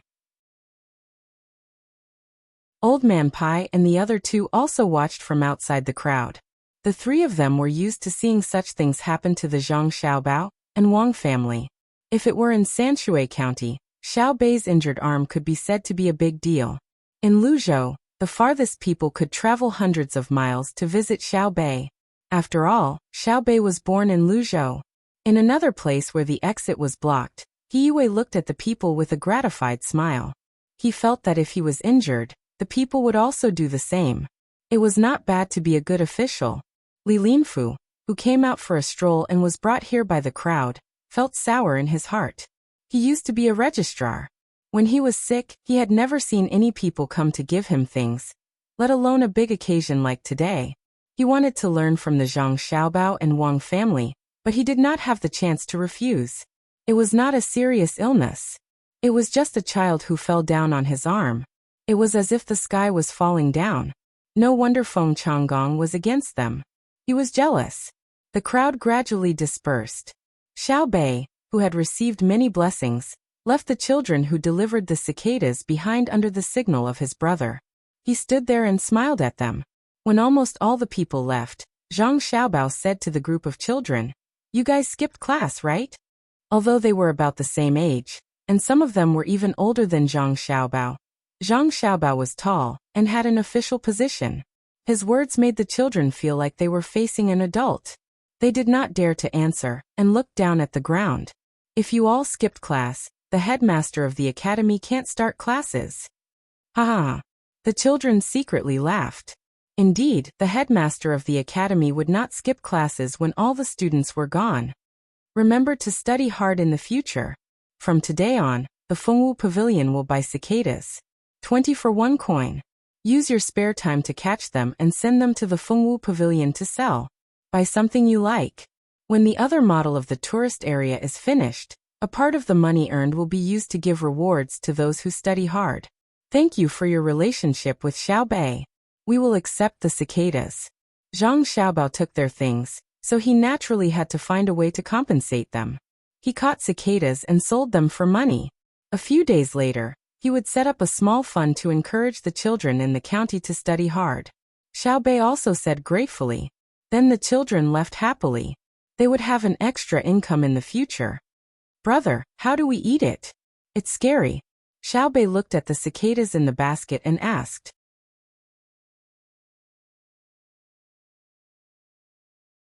Chapter 740. The water in the pond was like jade, steaming in the sun. Everyone was panicking.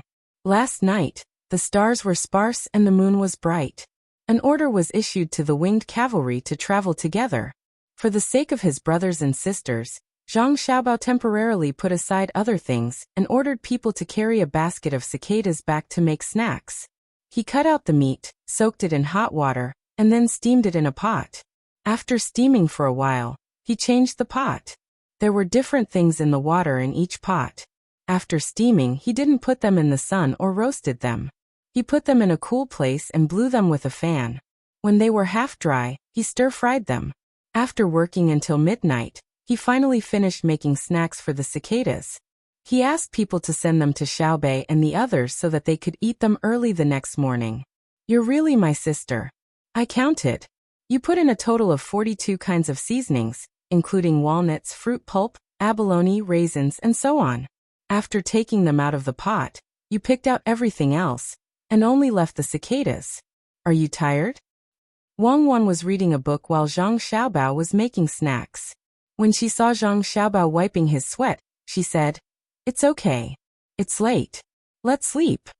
Zhang Xiaobao was indeed exhausted. That was 5 kilograms of meat. He didn't want to use a big pot to cook it, so he only used a small spoon and a small pot. He steamed it back and forth many times because the temperature of the small pot was easy to control. Wang Wan closed the book. You're done. It's time to talk about business. What about Li Linfu? Should we let him stay for another day? Yes. If we don't, it will be inconvenient for Zhang Shua to make a move. Li Linfu is not an ordinary person.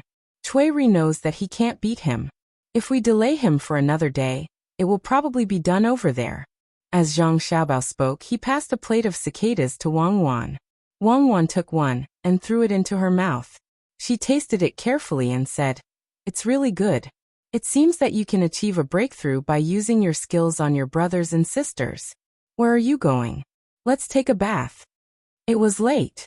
Li Linfu, who couldn't sleep, pushed open the window in the courtyard of Fengwu Pavilion.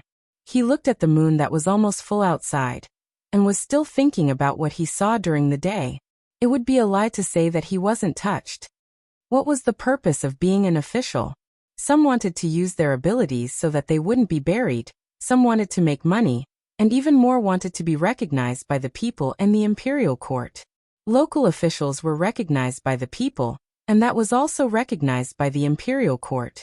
In the past, he had always heard that when Zhang Zhong left his post, the common people would empty the streets and send him off in tears. He had never seen such a scene before. Today he finally saw it with his own eyes. It was enough to be an official. I wonder how Feng Changgong is doing in Xiankai County. I hope they are smart enough to not go against Cui Riji. Li Linfu thought as he reached for the teapot beside him. He poured himself a cup of water and drank it. He frowned, thinking that it was not as good as the tea served at the local yamen. He forced himself to swallow it, then turned around and held the proposal Zhang Xiaobao had given him in his hand. He read it under the flickering light. When the clock struck again, it was already 1 in the morning. He pushed open the door and ordered, "Men, return to Xiankai County tonight. Stop anyone who tries to approach Feng Changgong's room." Someone in the opposite room responded, By the time Li Linfu turned around and closed the door, someone had already left. Feng Changgong, oh Feng Changgong, you've gotten me into trouble. I really want you to see this incomplete proposal, so that you know who you've offended. Li Linfu flipped to the last page of the proposal and memorized it. He lay on the couch and looked at the moon as he muttered to himself. The person who had just left the room came to the stable and found his horse. He flipped onto the horse and held the reins in his hand. He clamped his legs together and leaped out. Anxious, he was preparing to rush back to Xiankai County at night when there was no one on the streets. Who would have thought that after running for 100 steps, he would hear someone shouting in front of him? Who is riding a horse at night? Men, take him down. Following the voice, torches lit up in front of him. Looking over, he saw a row of yamen runners holding water and fire sticks blocking the way. I am Lord Li's subordinate from Xiankai County. I have urgent matters to attend to in the county. Please make way. Wei Wei slowed down and shouted at the yamen runners. Do you think I am just because you say so? I can also say that you're a criminal. Come down first and then we'll talk. Trip the horse. The yamen runner didn't seem to have any intention of bending the rules. He shouted and someone pulled the rope from behind. Seeing this, the person on the horse sighed helplessly and stopped the horse. He flipped over and wanted the yamen runner to see his face clearly. Who would have thought that as soon as he landed, someone would cover his head with a sack? Then someone used a rope to choke his mouth. Catch the criminal. Bring him back for interrogation. After the yamen runner said this, Li Linfu was tied up and carried away. The horse was also taken away. At dawn the next day, Li Linfu, who thought that nothing would happen in Xiankai County for a day or two, got up and washed up. He hurriedly ate breakfast, and was about to go to the yamen to find Zhang Xiaobao when Zhang Xiaobao and Wang Wan arrived first. Lord Li, were you comfortable in your new place last night? Zhang Xiaobao asked with a smile as soon as he saw Li Linfu. Li Linfu also smiled. Not bad. The Fengwu Pavilion is really good. I heard that Registrar Zhang's sister was injured, and was about to visit when Registrar Zhang came personally. It was really abrupt. Children can't stay still. They only behave when they cause trouble. It's no big deal. It's just a small injury. Don't worry about it. It'll be good for them to remember. Zhang Xiaobao, who had been busy with his younger siblings until midnight last night, didn't seem to care at all. Li Linfu wanted to give him some money, but suddenly remembered that he only had less than 100 copper coins on him. He couldn't take it out and could only say awkwardly, I came in a hurry and didn't bring a gift. I'll make it up next time. I'll definitely make it up. It's just a small matter. Lord Li, please take a look. This is the proposal for the cooperation between the two counties. If there are any omissions, I hope Lord Li can fill in a little. Zhang Xiaobao didn't expect Li Linfu to give him anything good. If he only gave some money, it wouldn't be as good as the cicadas the children gave him yesterday. He signaled Wang Wan to take out the proposal, and handed it to Li Linfu for him to read. Li Linfu had been waiting for the proposal. Otherwise he wouldn't have stayed. He happily received the proposal and read it one by one. After reading a few proposals, he suddenly stopped and asked Zhang Xiaobao, why do you want people to plant 3 rows of willow trees by the river? Do you want to use the willow trees to make furniture? 3 rows of willow trees will take up a lot of land, even if it's by the river. What Li Linfu meant was to make sofas, tea tables and other things. Zhang Xiaobao and Wang family's furniture was famous for being good. There are additions at the back. First, protect the dike. If there is a rainy season, in order to prevent the flood from destroying the dike, plant more weeping willow trees to strengthen the dike. Secondly, it will allow the cicadas to find more places to live. Cicadas are not only delicious and nutritious, but can also be used to make medicine.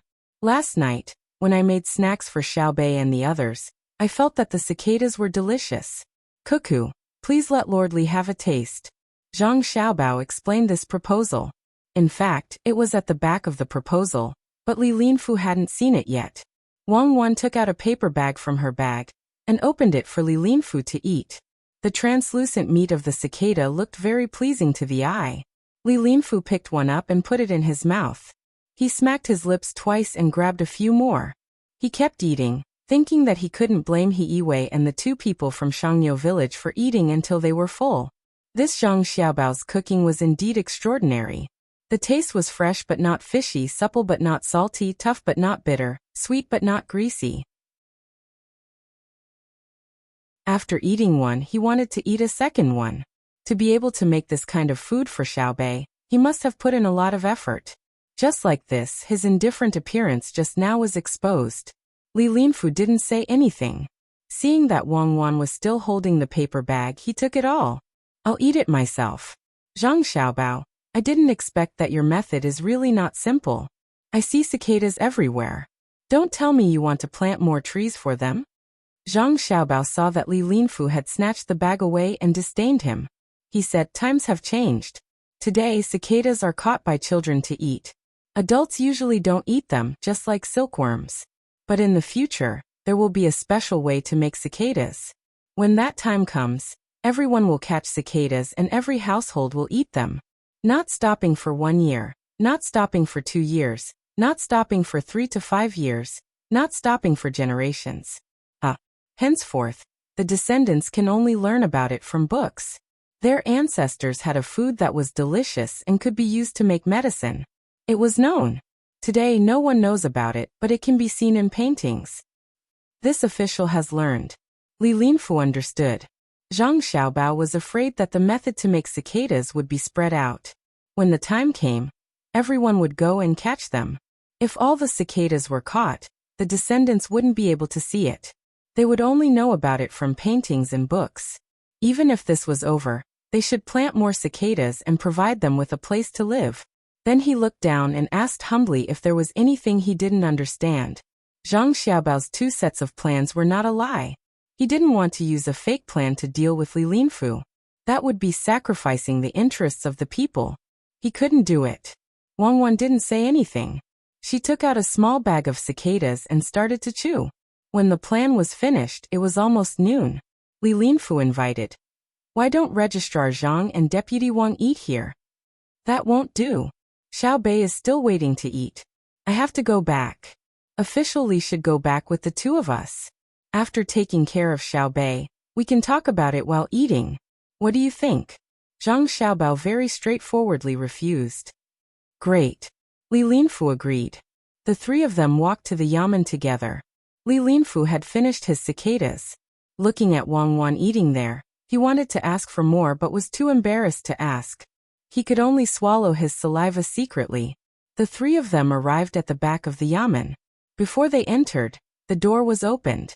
When the servant of the Zhang family saw Zhang Xiaobao and Wang Wan, he was stunned at first. Then he said happily, "Little young master, little miss, you 2 came back at the right time. There is an official in the capital on a fast horse. He said that he wants you 2 to go to the capital immediately." Do you know when? Zhang Xiaobao was puzzled. Why did he and Wang Wan want to go to the capital at this time? Moreover, they took the official route. Did something happen to his family? Replying to little young master, I have asked. He said that the emperor is going to travel and wants you 2 to discuss it. The servant replied.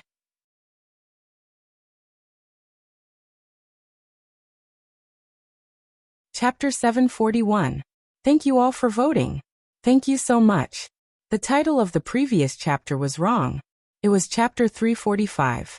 Li Longji wanted to go out and play, so he didn't forget to call Zhang Xiaobao and Wang Wan along. According to Wang Wan, Li Longji didn't really want them to pay for the trip. He just wanted them to follow him and see if they could come up with ideas when they arrived at Jinyang. Because of the sudden event, Zhang Xiaobao and Wang Wan didn't have much time to plan. Li Longji, who was supposed to leave in the 1st month of this year, decided to leave in the 8th month, when the weather was the hottest. It was already the end of the 6th month, so it was impossible to take a leisurely stroll to the destination. Zhang Xiaobao, who wanted to tell Li Linfu more details, had no choice but to quickly finish his meal. He excused himself from Li Linfu and sent him out. Li Linfu was envious. Zhang Xiaobao and Wang Wan were already so far away, but the emperor still remembered them and sent someone to deliver the decree. People like this who had a place in the emperor's heart would have limitless prospects in the future. After taking the proposal, Li Linfu was about to leave Baoxing County. Just as he was about to leave, the person he sent out last night was sent back by the county's bailiffs. The bailiff explained, "Last night, someone rode a horse in the middle of the night. We suspected that he was a criminal. After we caught him, the criminal arrogantly said that he was Lord Li's man.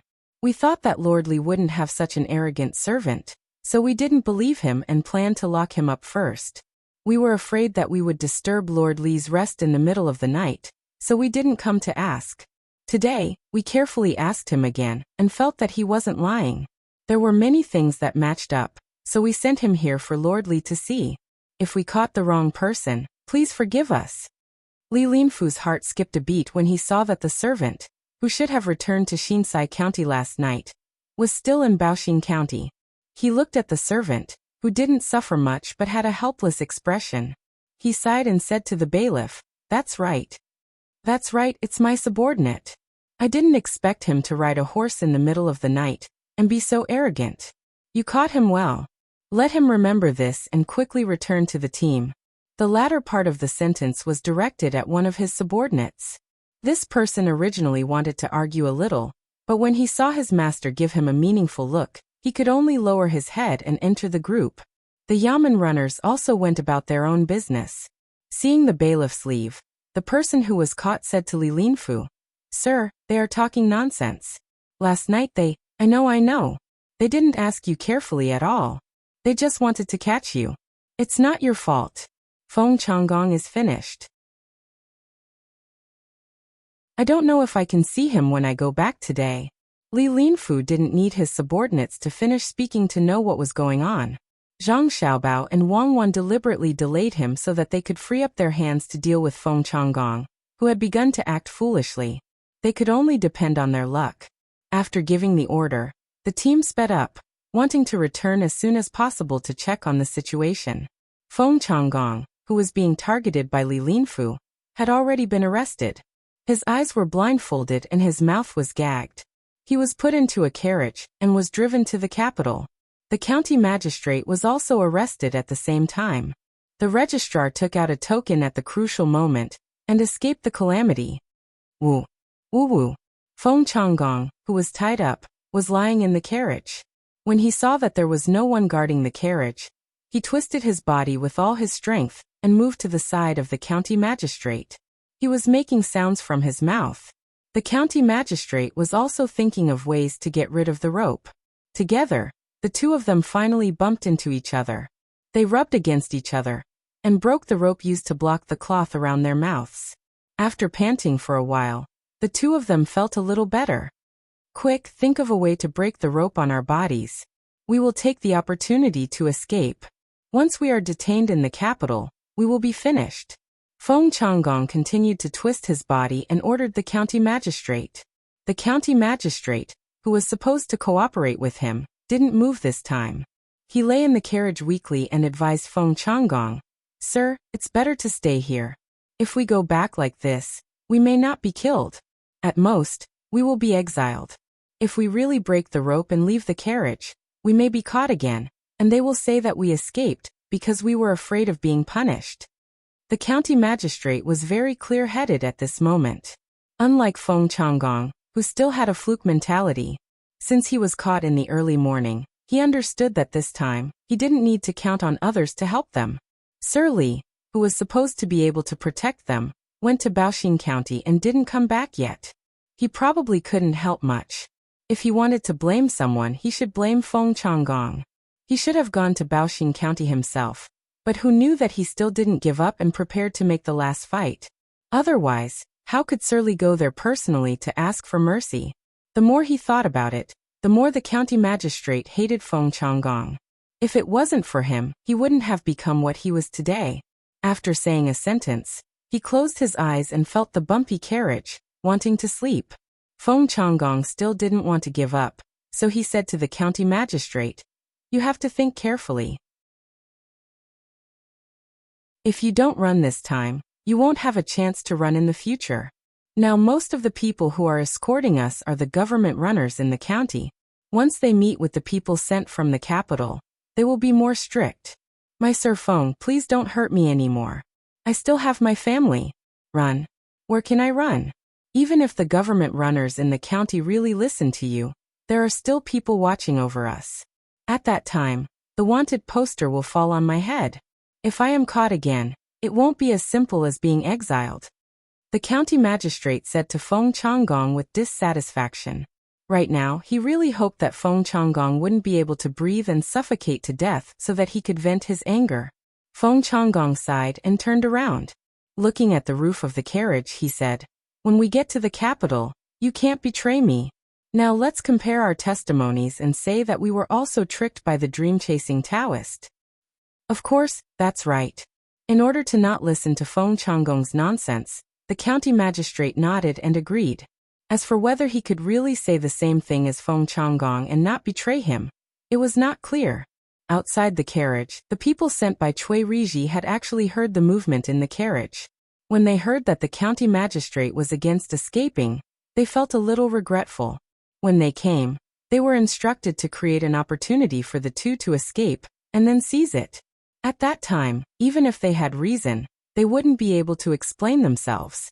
In Xiankai County, Cui Riji was holding a big banquet, chatting and laughing with a group of people.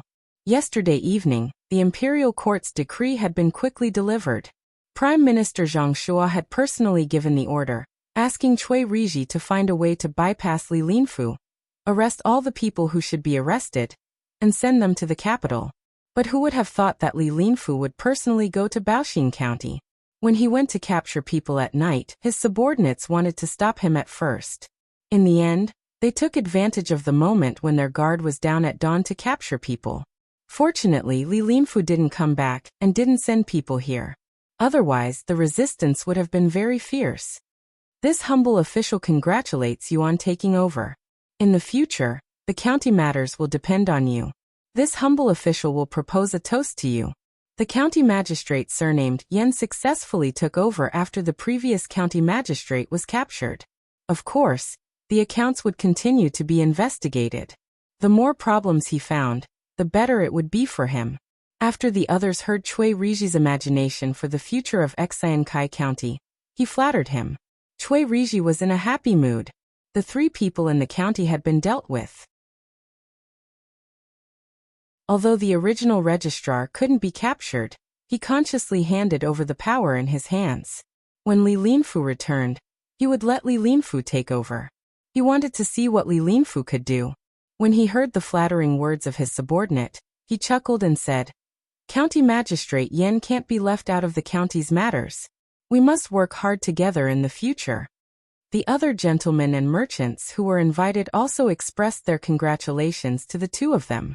At the table, they talked back and forth. They tried their best to choose good words to say. As for the difficulties that the county might face in the future, no one brought it up. Just as they were eating at the most lively time and hadn't finished yet, Li Linfu hurried back. He didn't need to find someone to ask. The person who stayed behind to guard the county came over and told him what happened last night. In the end, he complained that Cui Riji used force on them. Now that I know, the county will have a hard time in the future. Even though Li Linfu had thought of this a long time ago, he still felt very helpless when it really happened. After tidying up a little, he dragged his tired body to the place where Cui Riji was holding the banquet. Before he entered, he smelled the strong smell of wine and heard the sound of people slurping inside. Li Linfu calmed himself down and walked into the room. He cupped his hands and congratulated Cui Riji. "Congratulations, Master Cui. You have made a great contribution this time. Master Cui is indeed a good person. I just don't know if Master Cui understands that the crimes of others today may fall on us someday. When that time comes, will you? It doesn't matter whether you will or not.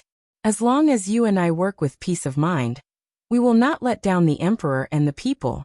Master Li must have had a hard time rushing back. Someone, take away the wine and dishes on the table and serve them again." Before Li Linfu could finish his words, Cui Riji waved his hand and didn't let him continue. Then he ordered people to change the banquet. Seeing that things had come to this, Li Linfu also understood that if he continued to help Feng Changgong now, he could only put himself in danger. Looking at the people who were almost drunk, he didn't refuse Cui Riji's arrangement. He found a place to sit down and said to Cui Riji, Did you use your own money for this meal or the money in the account? Cui Riji, who was very happy at first, heard Li Linfu mention money. His face darkened like Wei Wei. Then he looked at the squires who were also looking at him with confused eyes. He snorted and said, "Today is the day when we take over, and it is a good day to get rid of the scourge for the people in this county. Let's not talk about other things." Master Cui is right. Then let's not talk about it. Can I also take over? Li Linfu heard Cui Riji's words and knew that he must have spent the money in the account. He was secretly happy and asked about taking over. Cui Riji still had to check the account. He thought that if he let Li Linfu take over now, the account would be handed to Li Linfu. If Li Linfu wanted to cover up for others, it would be difficult for him to take care of it. So he said, "Master Li just came back. You are very tired. Why don't you have a good rest today and take over tomorrow?"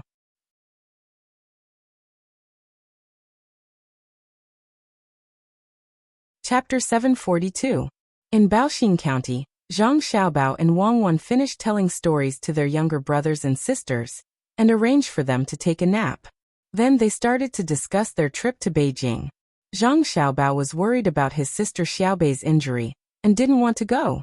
He said to Wang Wan, "Do you think it's okay if we refuse?" "Okay, if we refuse, Li Longji won't be able to say anything. But why should we refuse? Let He Wei take care of the affairs in the county and train him. That's a good idea." Wang Wan didn't expect Zhang Xiaobao to not want to go to Beijing, so she asked in confusion. "It's all because of Xiaobei.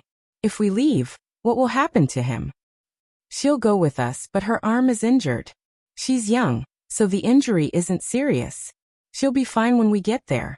They can also go and see a new place. They've never been to Jinyang before."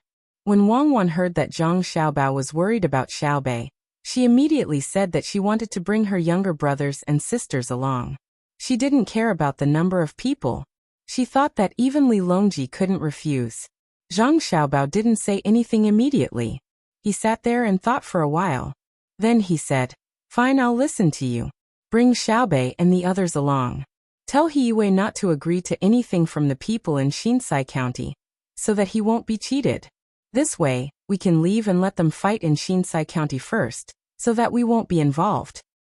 Then it's settled. I'll ask someone to arrange it right away. We'll take a boat around the county. It's less bumpy and Xiaobei and the others are used to taking boats. They're not afraid of seasickness." Seeing that Zhang Xiaobao had changed his mind, Wang Wan got up and went out to arrange it. Zhang Xiaobao sat in his chair and didn't move. He looked at Xinsai County, smiled and muttered, "You guys go ahead. We'll talk about it when we come back." The news that Zhang Xiaobao and Wang Wan were going to leave did not spread, so the people in the county did not know. He Wei, who knew about it, anxiously found the two of them and said to them, "If you leave, what will happen to the county?" "We'll do what we did before, and what we'll do after we leave. If Lord He has a good idea, you don't have to worry. As long as it's not for your own benefit, it's fine even if you make a mistake. However, you have to be careful of Li Linfu and Cui Riji from Xiankai County. If they come to discuss something with you, don't agree so easily." Zhang Xiaobao really didn't think that Baoxing County still needed to make any arrangements now. As long as they continued to do as they were now, they would be able to change from Zhongxian County to Shangxian County after the autumn harvest. After explaining to He Wei, he was ready to let him handle all the matters in the county. "All right, I'll try my best not to think too much about it.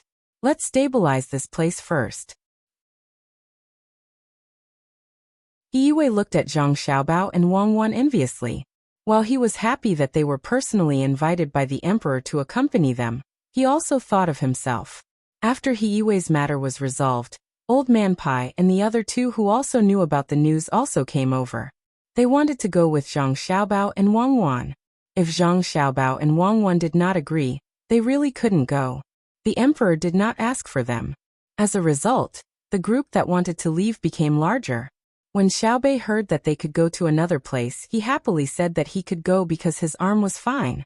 After waiting for 2 days, when the weather was good, when night fell, Zhang Xiaobao and the others set off. This was done to prevent the people from sending them off after they knew about it. The only person who stayed was Erniu. He still had to play games with the people from the Four Seas Academy and delay the energy of the people from the Four Seas Academy so that they could not be busy with other things. The sound of cicadas kept ringing, making people feel even more uncomfortable in the already hot weather. Liu, who had already drunk 3 bowls of iced sour plum soup, looked at the sunlight outside, narrowed his eyes and ordered, "Someone go find those people who came last time. It's time to continue the discussion today." The servant outside the door nodded and hurried to find those people. Liu poured himself a bowl of sour plum soup and drank a big mouthful. He let out a long breath and said to himself, "Fortunately, I went to Xinsai County and met Zhang Xiaobao. Otherwise, I would have been deceived. Each and every one of you has guts. Do you really think that I won't dare to deal with you with my identity?" Li Yu's servant quickly found the people Li Yu wanted to meet in a restaurant in Changning County. He told them that he would go back first and asked them to hurry over. There were a total of 6 people here, and they hadn't had a good time recently. Originally, they thought that they could easily sign a contract with Li Yu and then make a lot of money. Who would have thought that just as Li Yu was about to agree to it, he would run to Xian Kai County. When they came back and discussed the matter again, the share for their side became 10%. At first, they agreed that each side would pay 50,000 strings of cash, so the total would be 100,000 strings of cash. Together with the 25,000 strings of cash, they would get 40% and the other side would get 60%. Then they could ask for shares in technology and management. That way, they could get another 10%, turning it into a 50-50 split. However, the business channel would be controlled by their people in the end, and the other side could not immediately get shares to share the dividends. They had to mine 25,000 strings of cash first. However, when Li Yu came back, he said that the accounts could not be calculated like that. The land fee was considered as a share of 25,000 strings of cash, but the mining was considered as a resource. If they wanted to add in, they had to first ask for how long they would mine and how much iron and clay they would mine. The money that could only be earned in the future would be directly converted into shares. When they had mined enough, if they cooperated again, the shares would be distributed again. As for the employment of the people, it was a matter for both sides, not Changning County. After all, the people provided the labor force. The model should be purely commercial, not a mixture of administrative and economic cooperation. I originally thought that the Marquis didn't know anything. Now it seems that he isn't simple. I just don't understand why he changed his mind when he was about to agree to something, when he went out to find someone to invest in it. He showed us 50,000 strings of cash, but the contract isn't easy to negotiate. A person from the Millennium Chamber of Commerce said, "President, could it be that someone gave him the idea after he went out?" According to the news from the Four Seas Academy, he met with his brother by the river in Xinsai County that day. Rumor has it that he also met Zhang Xiaobao and Wang Wan from Buxin County. If they gave him the idea behind the scenes, it would not be easy to fool him. Another person said to the person who spoke earlier, emphasizing Zhang Xiaobao and Wang Wan. As long as one was observant, there was no one who did not know of their reputations. Of course, if one had not fought with the two of them, they would not be able to experience their legendary abilities. Hearing this, the other 4 people also remembered. The president said helplessly, "It's all because the news came too late. If it had come earlier, we could have asked Li Yu when we met last time. Today he asked us to go over. I guess he wants to make a final decision. I don't know what he will agree to." As he spoke, the president stood up, tidied up his clothes, and walked out of the door. The other 5 people looked at each other and followed behind. However, everyone's faces were not as excited as when they first came. Instead, there was a trace of worry. Li Yu did not wait for too long. The 6 people from the Millennium Chamber of Commerce came to the yamen. Li Yu received them in a pavilion in the courtyard with a pond. After the 2 parties sat down in the pavilion, Li Yu asked someone to serve tea. The president of the other party spoke. "Mr. Li, what do you think about the construction of the workshop in the county? We went back and discussed it. We said that we would use the land to calculate 25,000 strings of coins, and then dig out 50,000 strings of coins. Our skills and management would only take up 1. 25%, which is really too little. In that case, in the end, we would only take up 75% of all the shares including our skills and management, and 50,000 strings of coins. Lord Li, can we discuss this matter further? Otherwise, the money we invested will not be worth it. How about this? Let's not take a share of the 50,000 strings of cash that we will be collecting. Our technology and management, together with the 50,000 strings of cash that we invested, will take 50% of the shares. When it's time to mine, we will set up a special mining workshop. You will use the local resources to take half, and we will use the mining technology to take the other half. This is the idea of the two chambers of commerce. Or rather, the two transactions will be separated and settled separately. The workshop we worked with before will buy from the place we came later. This way, we can be considered to have a good deal. Otherwise, you will be using goods that have not appeared to exchange for our current shares. This is unfair to us. After the president finished speaking, the others nodded, indicating that this was how it should be done. Liu was happy. Although he could not agree, he could gain benefits from several negotiations. That was, the shares of the land had been determined. The other party did not object to using the occupied land to buy shares. At first, the land and mining were considered as one share. Now that it was divided, there was more profit. Seeing the 6 people looking at him, Liu nodded, shook his head and said, President Tian, how about this? Let's not talk about the mining of resources. Let's talk about the former. In the future, the county will set up a special resource mining chamber of commerce. When the time comes, we will directly buy from the workshop we worked with. I promise you that at the same price, you will have the priority to buy. If you think that the land will take up too much of the shares and you will lose too much, then take it out and use the workshop we worked with to rent the land from the county. We will share the cost of this. The 6 people of the Millennium Chamber of Commerce frowned at the same time and analyzed this matter. After a while, President Tian asked, Does it mean that we will only cooperate with Tao and Tai's workshop directly, and we will have to buy and rent the land and mining separately? In this case, how much of the shares should our technology and management, plus the 50,000 strings of coins, take? You only took out 50,000 strings of coins. You can't take half, right? But I still feel that something is wrong. How about we discuss it?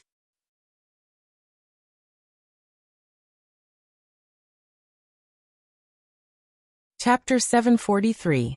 The moment Liu left, the 6 of them began their discussion. They were prepared to be more forceful today, thinking that Liu would take a step back for the sake of the locals. But when they were forceful, Liu did take a step back, but in a different way. President, from the looks of it, we have a lot of shares in our partnership with Liu. Even if we only take 10% of the shares in terms of technology and management, we can still get a total of 55% of the shares if we control the sales channels. But why do I feel like there's something wrong with doing that? It seems that we are the ones who will lose. It's much worse than what we planned at the beginning. A white-haired person in the Chamber of Commerce analyzed to President Tian. President Tian was much smarter than this person. After he finished, he said to him, Of course we will lose because the cost of the products we produce has increased. We have to pay part of the cost of the mines and part of the cost of renting the land.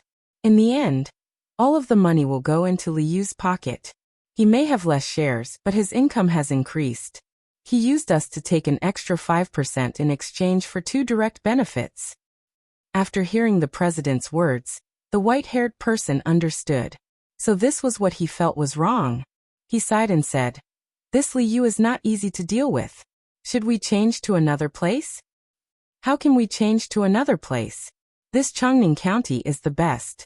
If we change to another place, other officials will dare to cooperate with us like this. Liu's status is different. Even if he loses in the end, he can take responsibility. Other officials won't dare to. A pockmarked face person next to the white-haired person rejected the other's suggestion. Then what should we do to take advantage of him? Should we just fake the accounts in the sales channels to get back the losses?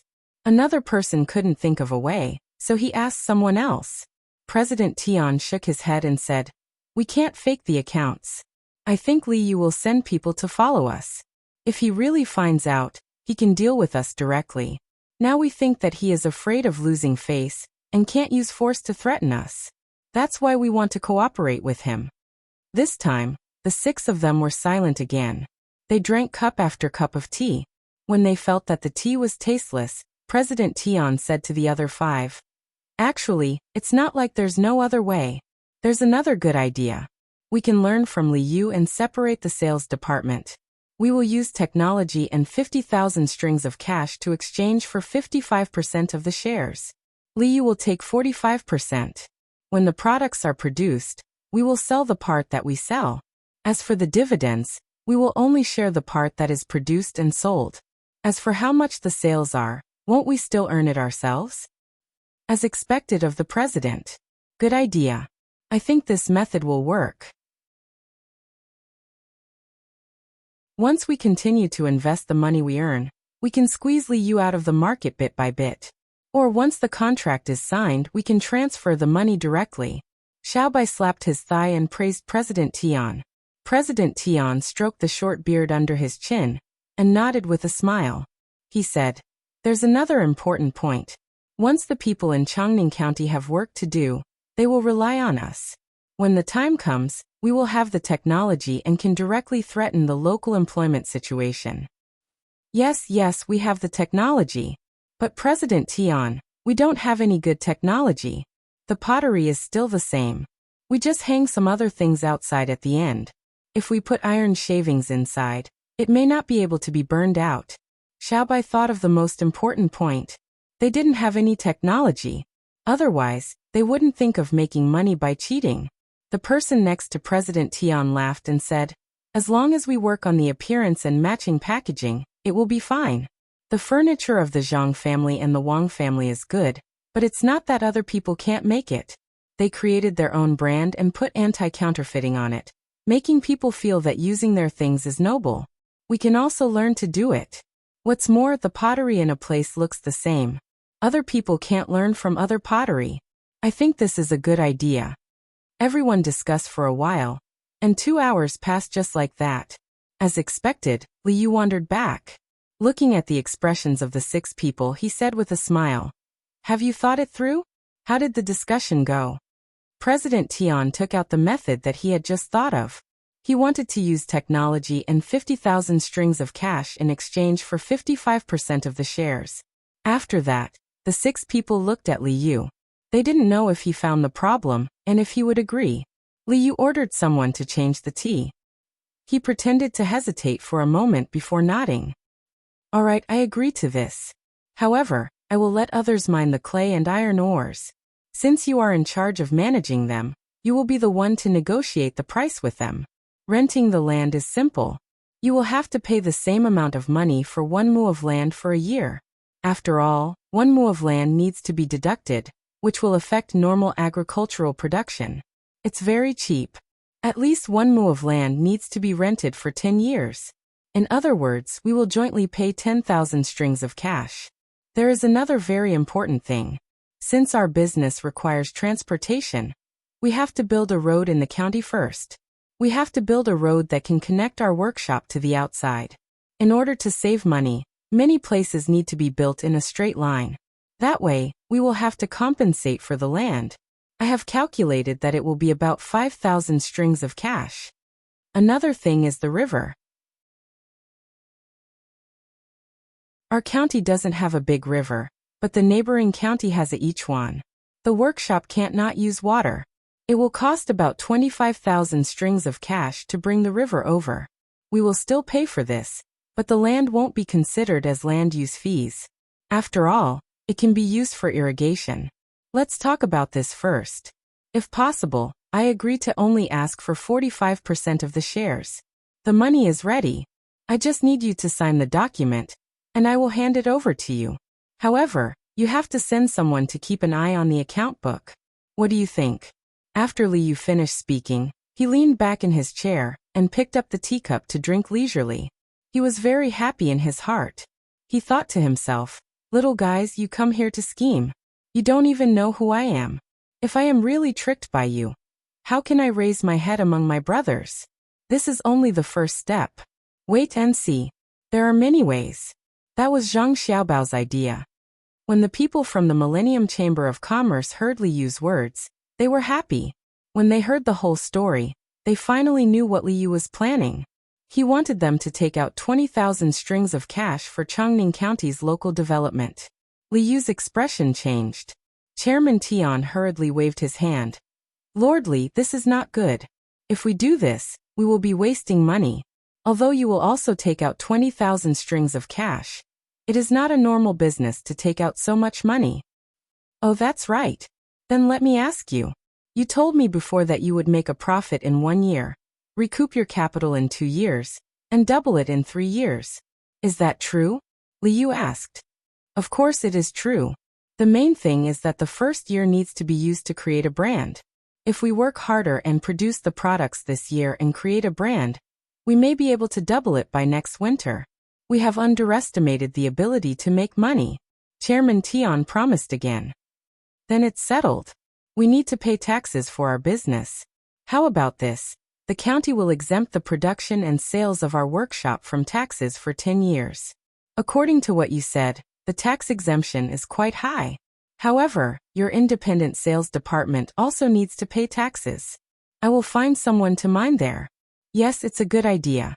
But your independent sales department also needs to pay taxes. Unless you were lying to me earlier, there's no way you'll be able to earn that much money. Otherwise, you can calculate how much less tax you'll have to pay according to the development you've described earlier. Not to mention 40,000 strings of cash, you can even get 10, right? Seeing that the other party admitted, Li Yu made things easier. He gave them a chance to calculate the profit and promised to exempt them from taxes. They would use 40,000 strings of cash in exchange for 10 years of tax. So this is what he was waiting for, the 6 people of the Chamber of Commerce thought at the same time. When they looked at Li Yu again, they felt that Li Yu was not an official sitting opposite them, but an old fox who was good at calculating. His calculation was too good. The one with the white hair couldn't help but ask, Lord Li, did you meet Zhang Xiaobao and Wang Wan in Xinsai County? How did you know? We just had a meal together. My brother is building a workshop with them. Otherwise, where would I get so much money? Li Yu pretended to be surprised and asked, then explained how he got the money. The 6 people understood. No wonder Li Yu seemed like a different person when he came back. As expected, he had received advice from Zhang Xiaobao. His opponent had changed and he couldn't act like before. Even if it was just rumors about how powerful Zhang Xiaobao was, he still had to be on guard. The 6 people looked at each other and didn't know what to say. Do you still want to discuss it a little more? Then, this official will take a look at the front. Li Yu put down his teacup and asked. Seeing the change in the expressions of the 6 people, Li Yu felt very comfortable. Now they knew who was behind this, right? Even if they don't want to do it, they can't. I raised all the money here. If they don't do it, wouldn't they be playing with me, a marquis? Hearing Li Yu's question, President Tian gritted his teeth and said, there is no need to discuss it. We will do as Lord Li says. We agree to the tax exemption for 10 years. That's good. I will order someone to write the document. If you feel that there are no omissions, then sign it. Li Yu really didn't care what the other party was up to. Even if there was something that Zhang Xiaobao didn't tell him, he could just ask Zhang Xiaobao again. Soon the document was signed. There was no supervision, so each side held a copy.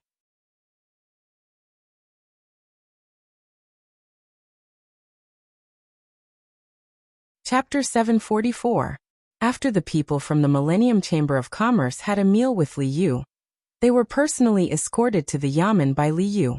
As he watched the 6 of them walk toward a house that was going to be sold, Li Yu looked at the darkening sky and muttered, I'm finally a proper county magistrate.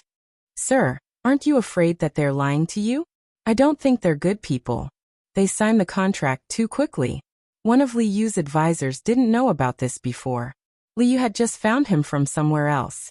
It was said that he didn't do well in the imperial examinations, but he was very good at other things, especially economics. It wasn't until Li Yu signed the contract with the 6 people and called him over to drink with them that he found out what the person he was supposed to be assisting had done. There were too many people earlier, so he didn't ask. Now that there was no one around, he reminded him worriedly. Little worm, do you feel uncomfortable that I didn't tell you about this in advance? Don't worry, other than this, I'll ask you about everything else in the future, Liu said to his advisor. I don't dare. Sir, you must have thought things through. Besides, it's my first time here. There are many things that I shouldn't know. The advisor had indeed thought of this before. Why didn't he discuss it with him? Was it because he wasn't good enough? If that was the case, why did he ask him? Now that he saw Liu speak so calmly, he was slightly moved. He hurriedly denied it vaguely, letting Liu know that he had thought about it, and giving Liu a way out. Liu didn't care about what the advisor thought and explained. I don't think you can interfere in this matter. You just want to persuade me not to cooperate with them, right? That's right, the advisor replied calmly as well. Then how will this county develop? The people who came up with the idea behind the contract were Zhang Xiaobao and Wang Wan. If it weren't for the fact that I have a good brother who's familiar with them, they wouldn't care about this matter. That's why I must cooperate with the Millennium Chamber of Commerce. Liu told his advisor about the source of the idea. When the advisor heard this, he was puzzled at first. Then his eyes widened and he asked in disbelief, Sir, are you talking about Zhang Xiaobao from the Zhang family in Sanshui County? The one who went to Jiannan Circuit? That's right. What's wrong? Are you unconvinced? Do you think you're better than him? Liu asked. No, my lord, with him around, you really don't need this lowly one.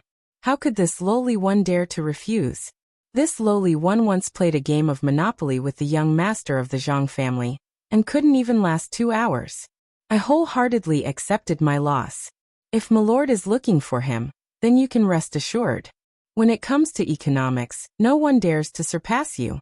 I really don't know what to say. Sir, can you find an opportunity to let me see him again?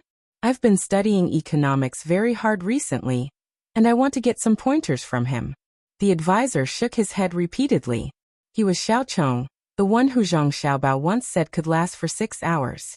This time, he came here with Zhonggang.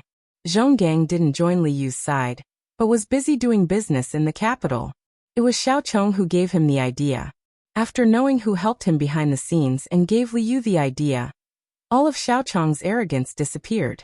Those who hadn't faced Zhang Xiaobao before wouldn't be able to understand that formless pressure. Xiaochong was convinced. He looked at Liu with reverence.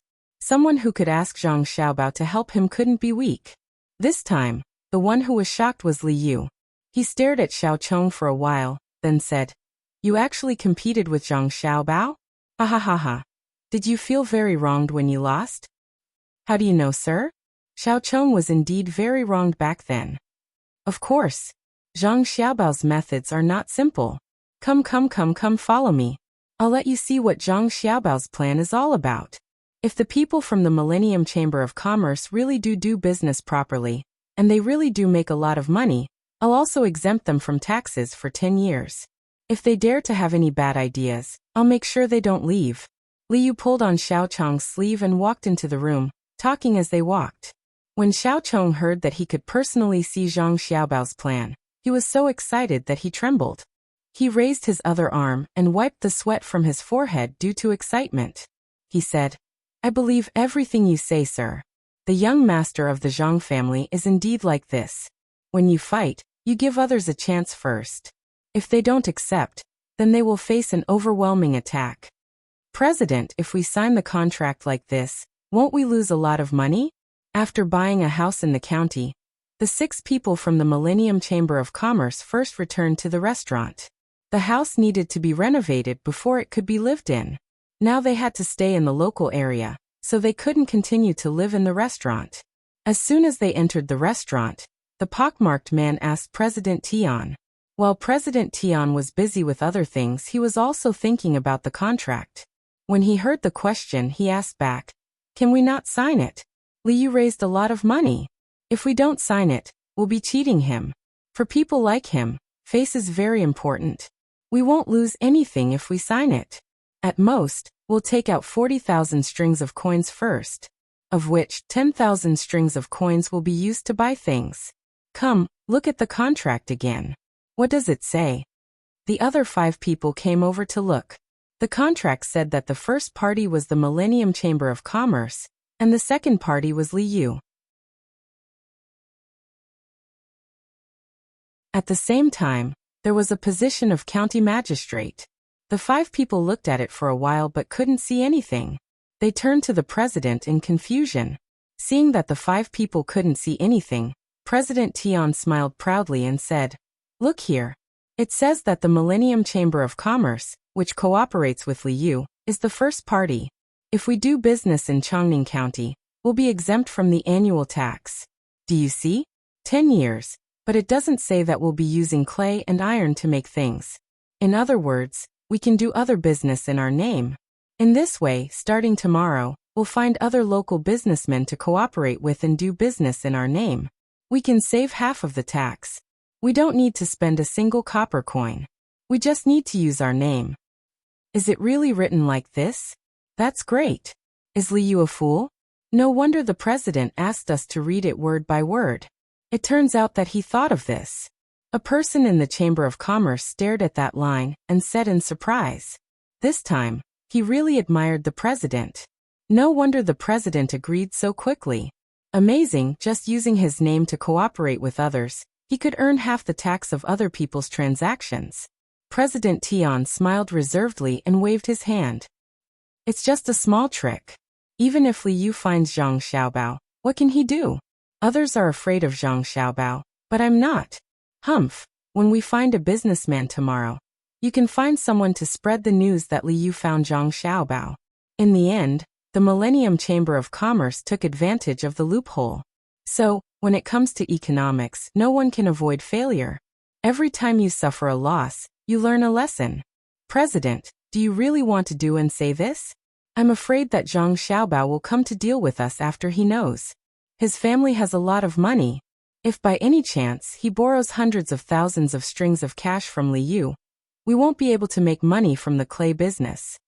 The person who spoke just now asked worriedly. What are you afraid of? If he really dares to invest so much money, then we can use some tricks when we manage it. The contract doesn't say that we'll only make money, right? How can we make money just because we take out money? Do you understand? President Tian explained. I understand. President is really smart. Xiaobai gave a thumbs up and praised. Xiao Chong, who had followed Li Yu into the room, first read the contract carefully. Just as he was about to look at Zhang Xiaobao's plan, his eyes landed on the clause that the Millennium Chamber of Commerce had mentioned. He was stunned. Suddenly his expression changed. He said to Li Yu, "Sir, there's one clause in the contract that's not easy to deal with. It's the 10 years tax exemption. What if they use this as an excuse to work with the local businessmen to avoid paying taxes?" Li Yu continued Xiao Chong's words. That's right. What should we do? Xiao Chong saw that Li Yu could say it out loud. He shouldn't have written this clause. Li Yu didn't answer him. He took out Zhang Xiaobao's plan and threw it in front of Xiao Chong. Look at it yourself. Tomorrow, come with me to find a place to build a road and dig a river. This rundown county doesn't even have a big river. I originally wanted to make more money to build one, but now I don't have to. Xiao Chong carefully picked up Zhang Xiaobao's plan and flipped through it. The next day, the sky was high and the clouds were light. The sun came out early and shone on the earth and the people and things on it. Li Yu led his men to the restaurant where the Millennium Chamber of Commerce stayed. He ordered people to invite them in to discuss the road construction. As soon as they went up, the people from the Millennium Chamber of Commerce came down. However, there were only 3 people, not 6. The other 3 were nowhere to be found. Sir Li woke up early. We were going to find you at the Yamen to discuss the road construction. We didn't expect you to come here personally. People always say that you're good to the people in the county. When we first came, we didn't think so. Now we believe it. Chairman Tian greeted Li Yu. Li Yu looked around. Where are the other 3? They're busy with other things. The Millennium Chamber of Commerce doesn't just do business. Since we're in Chongning County, we naturally have to help the economy. Sir, you don't have to worry about them. Chairman Tian said casually, as if he really didn't have anything to do. Li Yu nodded happily. Good. It's best if we can cooperate with the local merchants. Let's go. The group talked as they got on the carriages and horses. They went to the place where they wanted to build the workshop. Liu wanted to put the workshop in the center of the county. This way, the roads on both sides of the county could be repaired. At most, he would have to pay more money. Liu wanted to find a place close to the border. He wanted to save as much as possible. Both sides gave their reasons and argued nonstop. It was almost noon when they finally chose a place that was closer to the county in the east. There was a river there, so it would be convenient for transportation.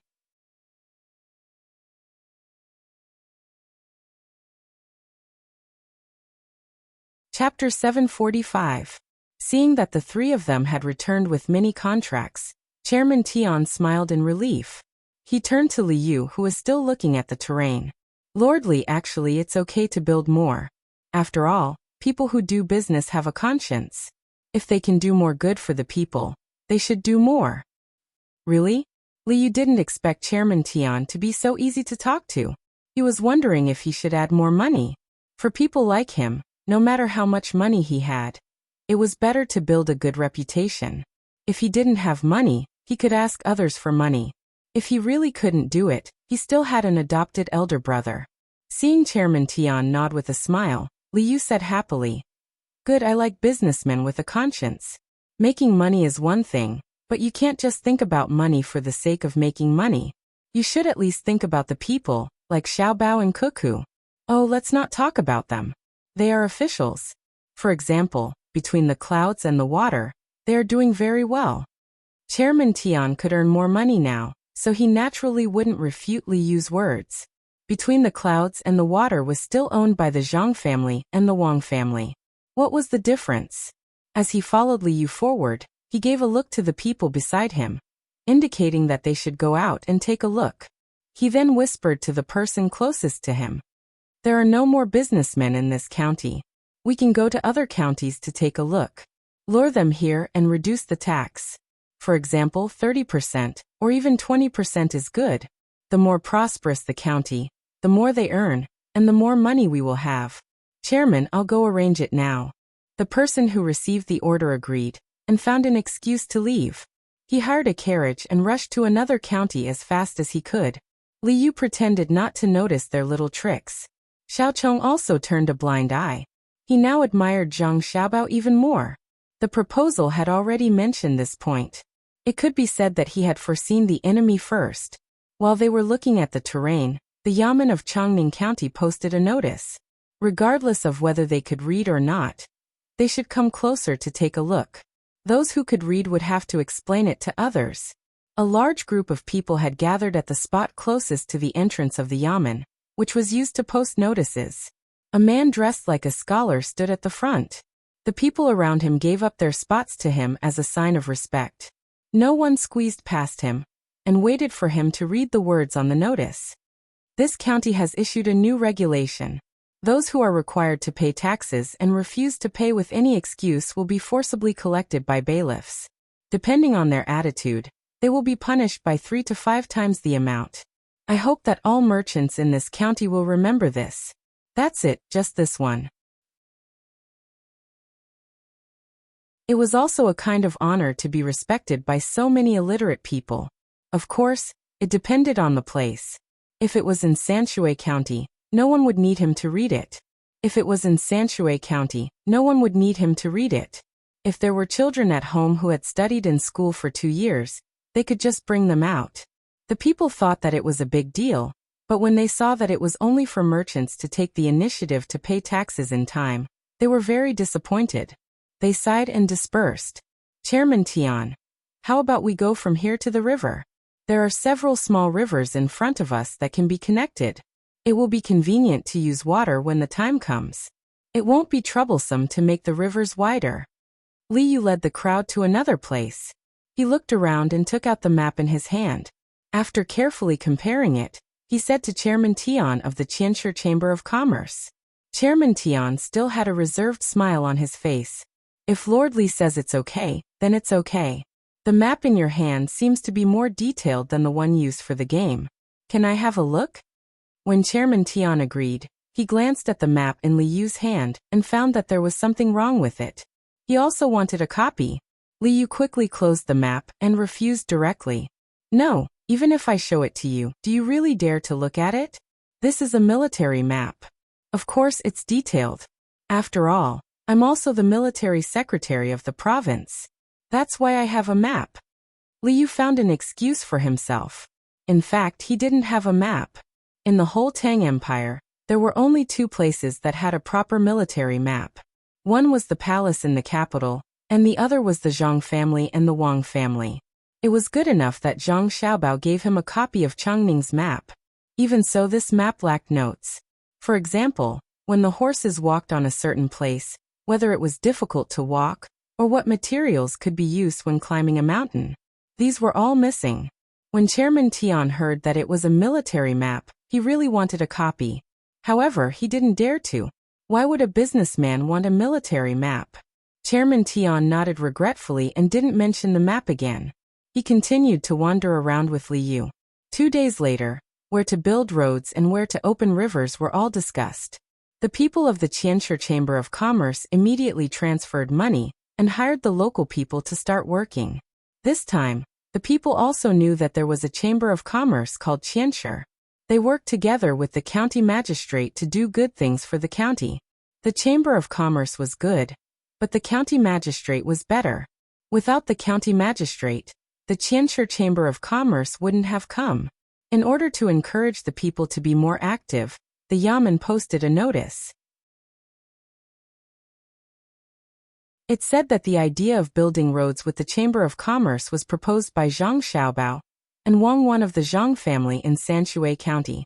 It asked people not to worry. Many people didn't know who the Zhang family in Sanshui County was, but the businessmen who had traveled the north and south knew. They bragged to others during meals. This time, the people knew that the Zhang family was very powerful, and their children were also very powerful. Wherever they went, they never did anything wrong. They were good to the people, good at making money, honest officials and rich officials. Yes, rich and honest officials. It was a magical combination of words. Knowing this, the enthusiasm of the people rose. They all signed up to build roads. Li Yu also followed the methods of the Zhang family, Wang family, and his brother. He used the money from the cooperation with the Qianshi Chamber of Commerce to pay the people. He was also responsible for a few meals a day. He also worked in shifts during the day and at night. Just when everything was going well, rumors started to spread in the county. Whether it was the tea house or the pub, many people were saying that the powerful Zhang Xiaobao of the Zhang family was at a disadvantage this time. The plan for Li Yu was wrong, and the people of the Qianshi Chamber of Commerce took advantage of it. They cooperated with the local businessmen to avoid paying taxes.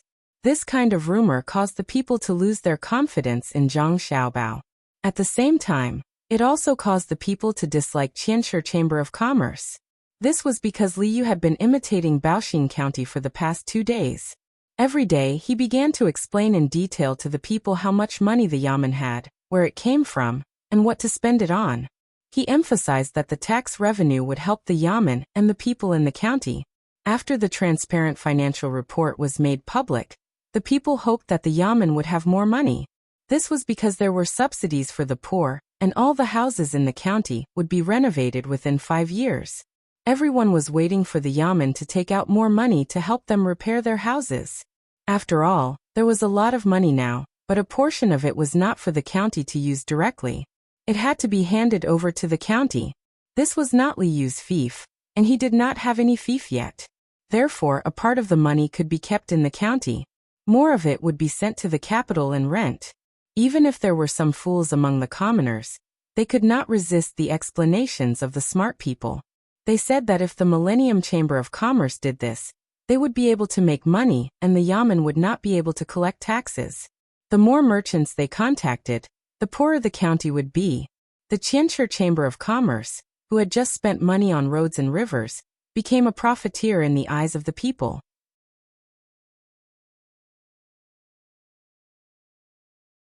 They were not good people. At the same time, they were disappointed in Zhang Xiaobao. How could such a powerful person lose to others? Chairman Tian did not expect things to turn out like this. In the beginning, Liu did not disclose the finances of the county. How could the people know how much money the yamen had and what it was spending? If it was not disclosed, no matter how much the Chamber of Commerce did, the people would not know. Now the good reputation that they had paid a lot of money for was gone.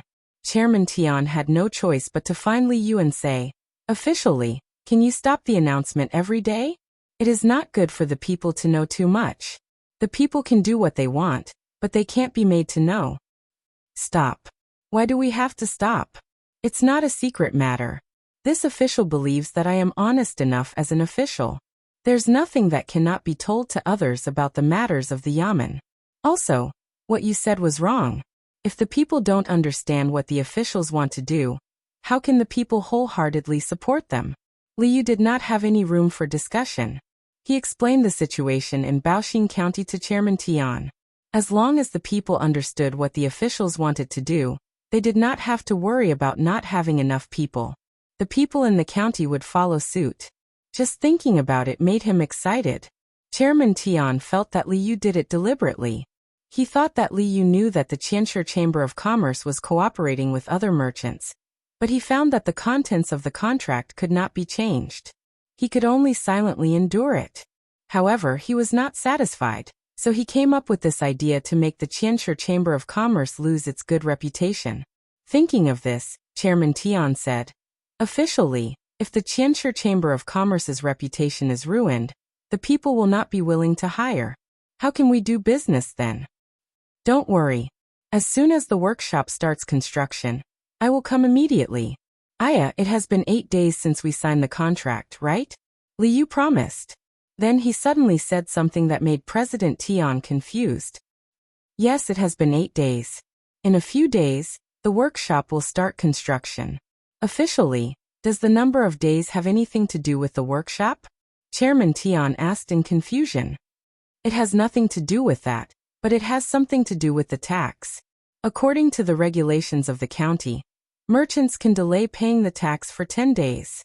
If they do not pay after 10 days, the punishment will be heavy. These days, no merchants have paid the tax. I am worried about them." Liu looked at Chairman Tian meaningfully and explained.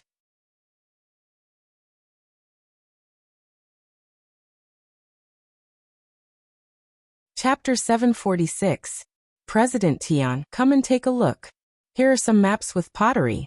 Which one do you think is the best place to dig? I'll send people there. And these 3 iron mines. Liu didn't care what President Tian thought. He took out a map of Chongning County and showed it to President Tian. President Tian was still wondering why Liu wasn't in a hurry. Instead, he talked about taxes. Didn't he know that merchants who cooperated with the Qianshi Chamber of Commerce didn't have to pay taxes? After being asked by Liu, he realized that it was a military map. He took a closer look and was disappointed. It turned out to be a game map. After looking at the map, President Tian chose a place that supplied pottery and an iron mine. He didn't care much about the quality. The main reason was that these 2 places were close to the workshop. Judging from the current situation, the Qianshi Chamber of Commerce would have to repair the road to the place that supplied pottery and ore. He could save some money by choosing a place that was close to the workshop. Well, President Tian, choose these 2 places. I'll have people arrange it in a while. The charcoal used for pottery will be supplied by a special Chamber of Commerce. President Tian, you can rest assured. Liu circled the 2 places on the map and said to President Tian, "There's one more thing. There will be many craftsmen from the capital who specialize in pottery. They have nothing to do with you. When you see them, don't think that I'll find other people to compete with you just after signing a contract with you. There's no such thing. If there are really powerful chambers of commerce that want to do the same business in the future, I'll be partial to you under the same conditions. After all, I've invested a lot of money here, and I don't want to lose it. Well, it's almost noon. Why don't you stay for a meal before leaving?" President Tian was stunned again. He knew that Liu didn't want to have a meal with him, and asked out of courtesy. It was nothing. After all, it was a meal. Perhaps Liu was unhappy because of the taxes. But what did he mean by many craftsmen from the capital? And what if he was partial to the Qianshi Chamber of Commerce under the same conditions? Would he be partial to the other party? President Tian, who couldn't calm down, had to ask when Liu was about to send him off.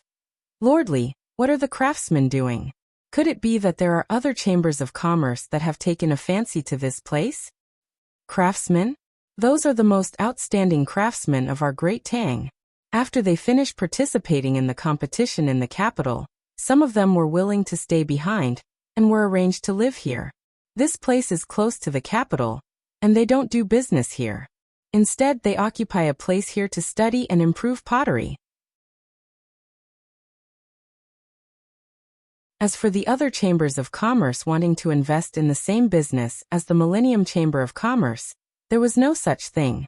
I was just saying, if someone really came, I couldn't just drive them away. It was just like the restaurants in the county. Once there was a restaurant, there would be no one else in the county that could open a restaurant, right? President Tian, don't worry. I still have the same idea as before. As long as the conditions are the same, you won't suffer any losses. At the same time, I also guarantee that no matter how rich the person is, even if it's the Zhang family and the Wang family, I won't cooperate with them. Liu explained the situation to President Tian. Chairman Tian couldn't figure it out for a while, so he could only reply, "Okay, then I'll go back now and finish the work of the workshop as soon as possible. Take care. Come, see the guest out." Liu stood up and escorted Chairman Tian to the door. He had the servants continue to escort him out while he returned, sat down on a chair, and spoke to the screen. "Little worm, you can come out now. Did you see President Tian's expression just now? I saw it. He probably won't be able to sleep well tonight. My lord, are you really going to punish the merchants who worked with the Millennium Chamber of Commerce? At the very least, they'll have to pay 3 times the tax, and at the very most it'll be 5 times the tax.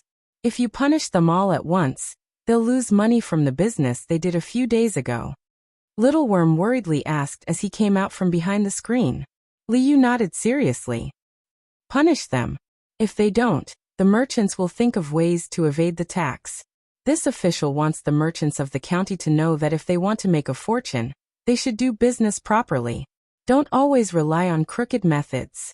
If they're really capable, they can learn from the Zhang family and the Wang family and come up with more strange things." Seeing that Liu had made up his mind, Little Worm didn't try to persuade him anymore.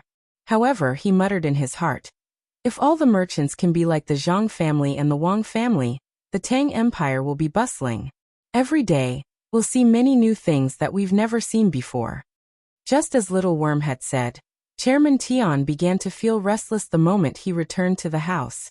He felt that the hot weather was unbearable, and that the chirping of cicadas was too noisy. He didn't like anything he saw, and even drinking water tasted bitter. One of the people from the Chamber of Commerce who went out came back. When he saw Chairman Tian, he asked with concern, "Chairman, did you talk to Liu? He's willing to take down the announcements every day?"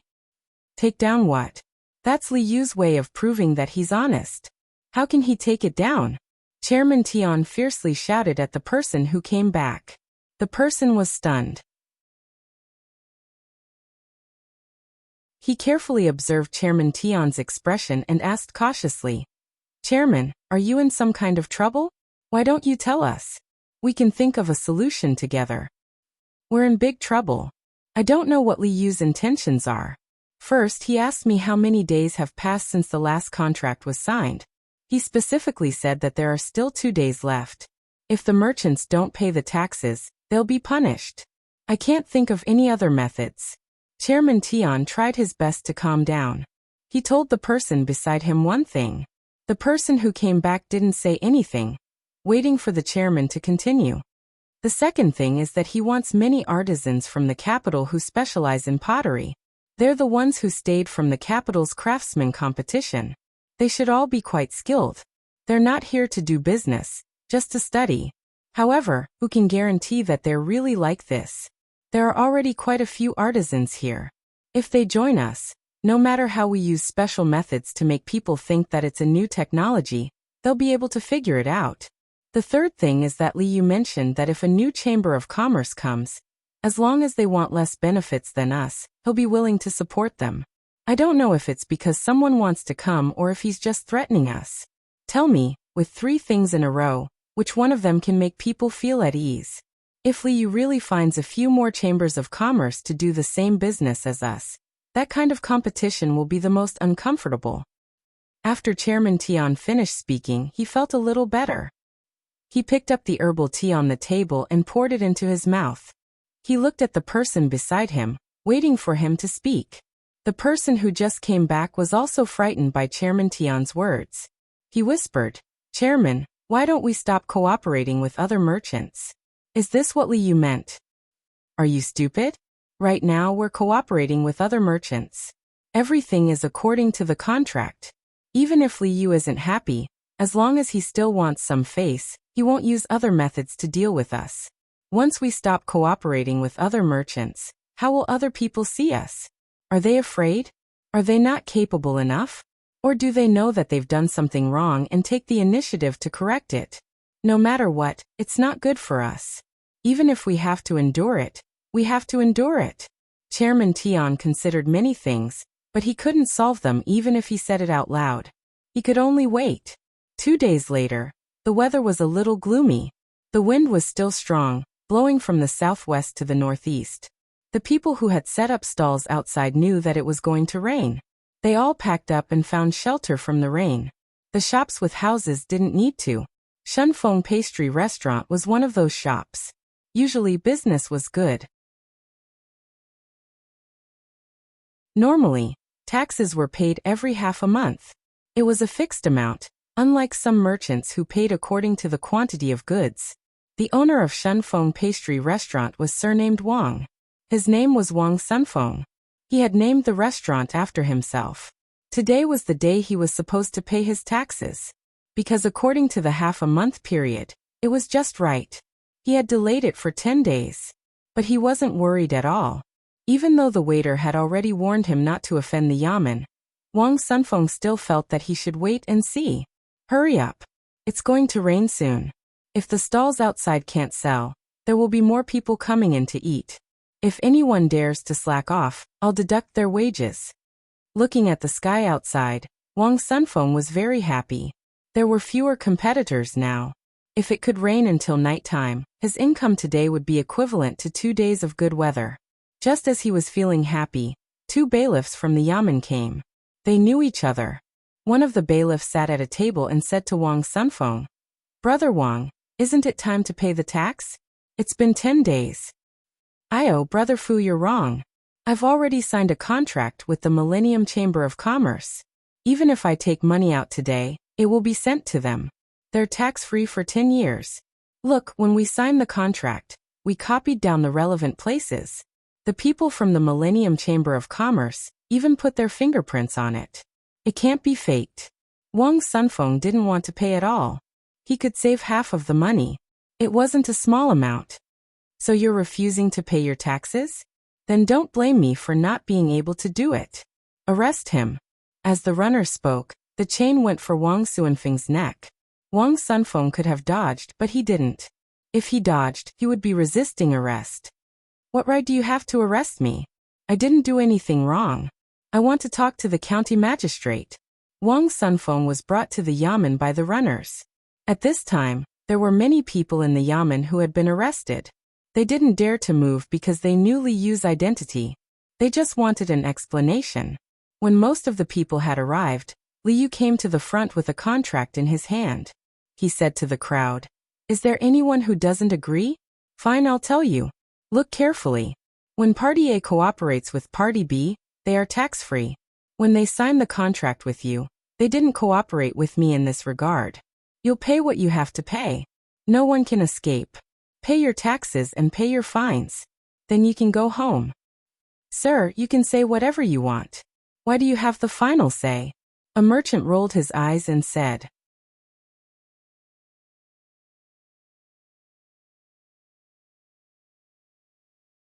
Chapter 747. After explaining the contract to the merchants working with the Qianshi Chamber of Commerce, Liu really forced them to pay up and increase the fine by 3 times. The merchants did not dare to resist. They were scared out of their wits. They were not afraid of Liu, but of Zhang Xiaobao. The rumors were true, and Zhang Xiaobao lived up to his reputation. A few days ago, They had been saying that the undefeated Zhang Xiaobao had lost. Now they knew what it meant to have no empty seats. Lordly no Marquis, you are familiar with the young master of the Zhang family. I accept the punishment. Not just 3 times, even 5 times is fine. I spoke ill of him a few days ago, so please speak up for me. Don't let him send people to open a pancake shop. Wang Sunfeng, who owned a Shunfeng pastry restaurant at home, walked up to Li Yu from behind the crowd of businessmen. His face was full of regret as he pleaded with Li Yu. He was even willing to pay more, just to prevent Zhang Xiaobao from taking revenge. Li Yu was amused.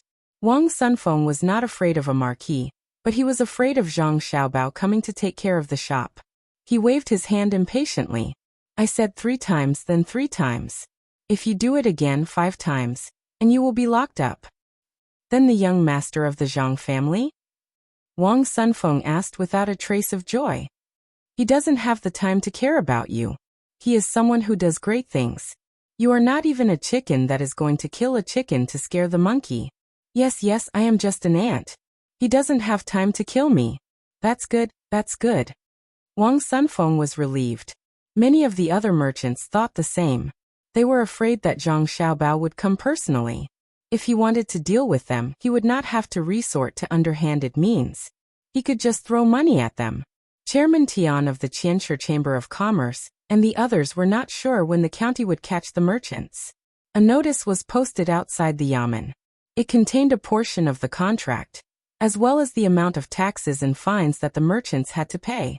All of it would be recorded, especially the fines, which were not taxes that had to be paid.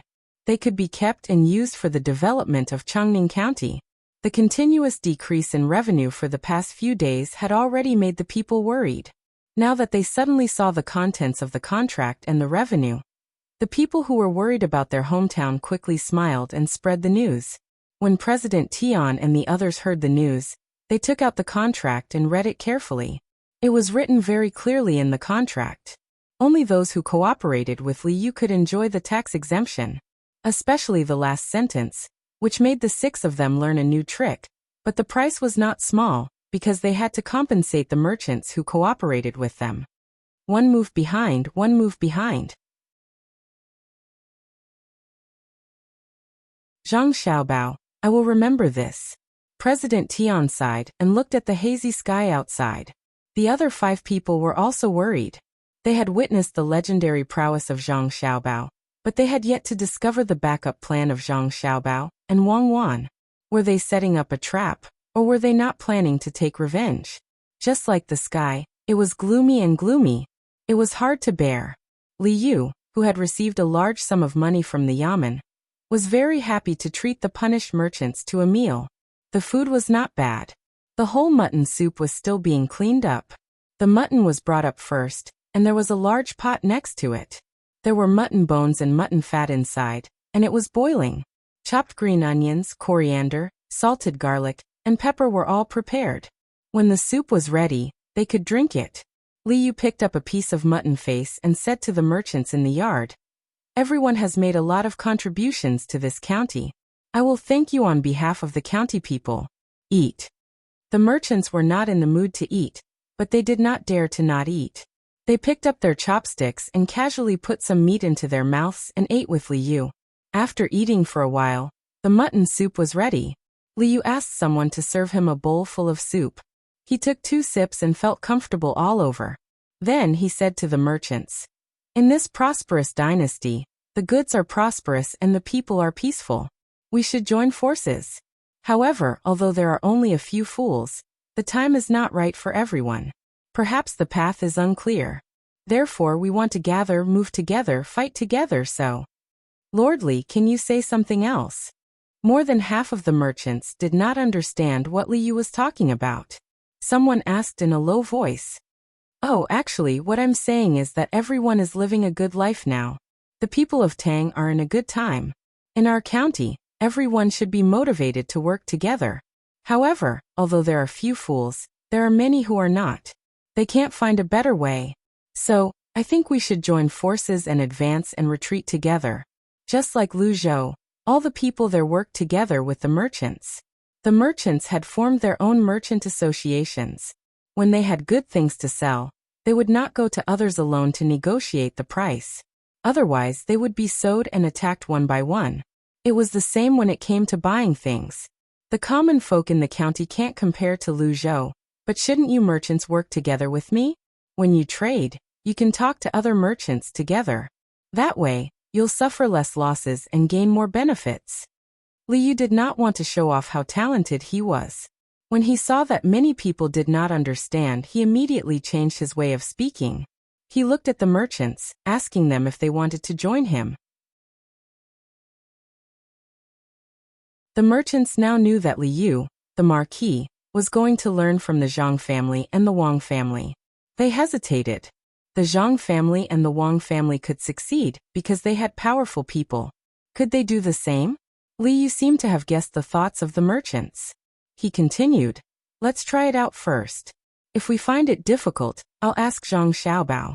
What do you think?" "We'll listen to your orders, my lord." Wang Sunfeng expressed his stance. Liu's last sentence had worked. The other merchants also agreed. As long as Liu could talk to Zhang Xiaobao, there would be no problem. Let's paddle the tube oars and push the waves away. On the Yellow River, or more accurately on the Wei River, Zhang Xiaobao and Wang Wan's fleet slowly moved forward. Little Bei, Little Yuan, Big Man, and a group of little fellows sat on the south side of the ship. Their voices drifted in and out as they sang. The human-powered propeller continued to spin in the countercurrent. There was no need for a tracker. Moreover, there were two large wheels beside the propeller. At full speed, it was very fast. Because the ship had many levels and was too high, the little fellows couldn't see the ship below them. They could only look at the south side. The south side was relatively more prosperous. There were fishing boats and passenger boats waiting to be ferried. In the shallow waters of the river, there were naked children swimming. Little Bei and the others sang until they stopped. They stared blankly at the shore. The ship rocked gently in the water, but it didn't make them seasick. The guards didn't disturb them either. They only set up a net below the ship to prevent anyone from falling in. Although Little Bei and the others could swim, it depended on what kind of water they were in. While they were looking at the people on the shore were also looking at them. Because the ship was moving along the north side of the river, it was far away and there were no binoculars. They could only see a group of children sitting on the side of the ship. Only the merchants who often came and did business knew who the people on this ship were. The two rice seedlings holding hands clearly told the people who were familiar with them that this was the young master and young lady of the Zhang and Wang families who were on the move. Could it be that someone has offended the great Tang and is about to go to war? After seeing the flags, one of the servants of a merchant from Jiannan Circuit nervously asked the person next to him. The person next to him also couldn't guess. He said, "Who else would they fight? Could it be that there's a powerful enemy? Otherwise, why would Xiaobao and Cuckoo move out at the same time? That can't be. The Turks have been well behaved for a long time. Why would the two of them be sent out? What are you two talking about? Didn't you see that Little Bei and the others are on the ship? You want to take them out to war? I think they're just sightseeing. It would be great if they could go sightseeing in Jiannan Circuit. Maybe I can sell some things to them." The master of the two servants also stopped to watch. When he heard the words of the two servants, he followed suit. The people on the ship didn't know what the others were talking about. They were still busy with their own business. Zhang Xiaobao was cooking, and Wang Wan was helping him. Little Bei had eaten too many bones in the past few days, so he suggested that he wanted to eat vegetables. Therefore, Zhang Xiaobao decided to cook vegetables today. He also cooked an eggplant and cucumber scrambled eggs. Wang Wan was in charge of the main dish. She used dandelion seeds to make pies and put some dried shrimps and oil in them. The pies were wrapped in thin layers. She only put a little oil in the first pan, and the rest were all dried. The pies were only 5 centimeters in diameter, making them very convenient to eat. After placing the pies on the pans, Wang Wan looked at the fire and asked Zhang Xiaobao, "Are we really responsible for all the expenses?" Zhang Xiaobao, who was peeling the cucumber, slowed down his movements and said, "Of course. If I don't take advantage of this opportunity to make money, I won't be able to sleep at night." After peeling the cucumber, Zhang Xiaobao only chose the most tender part in the middle and cut it for later use. He also took the eggplant. He didn't want the skin or the innermost part. He only chose the middle part without oil and blanched it with water. After Wang Wan saw it, she said, "You spoiled it. If you eat bean sprouts, do you have to cut off the head and the tail? Have you thought of a story?" "We didn't throw it away. The rest is just enough to make a mess of stew. The cucumber will be mixed with cold dishes. I've thought of a story. Once upon a time, there was a family," Zhang Xiaobao said as he cooked. Stories were prepared for meals. Children were partial to food and had eaten too much meat recently. Xiaoyuan didn't like to eat vegetables. In order to let the younger siblings take the initiative to eat, Zhang Xiaobao and Wang Wan had to think of a story every time they cooked. It revolved around the dishes they cooked. The central idea of the story was how delicious the dish was, how difficult it was for others to eat it, and what would happen after eating it. They didn't directly tell the children what was the use of eating it, such as how it didn't have any effect on nutrition. In this way, when the children ate, they would think about the plot of the story. If the food was not too bad, the children would take the initiative to eat it. Most of the time, when a person liked to eat a dish, it wasn't that the dish was delicious, but it was a habit in the mind. Wang Wan flipped the pancake, took the dough, and continued to wrap it. She said, "Do you think Li Longji will agree with your idea?" "I think that's what he wants us to do. I'll arrange for someone to go over and arrange it in advance," Zhang Xiaobao replied.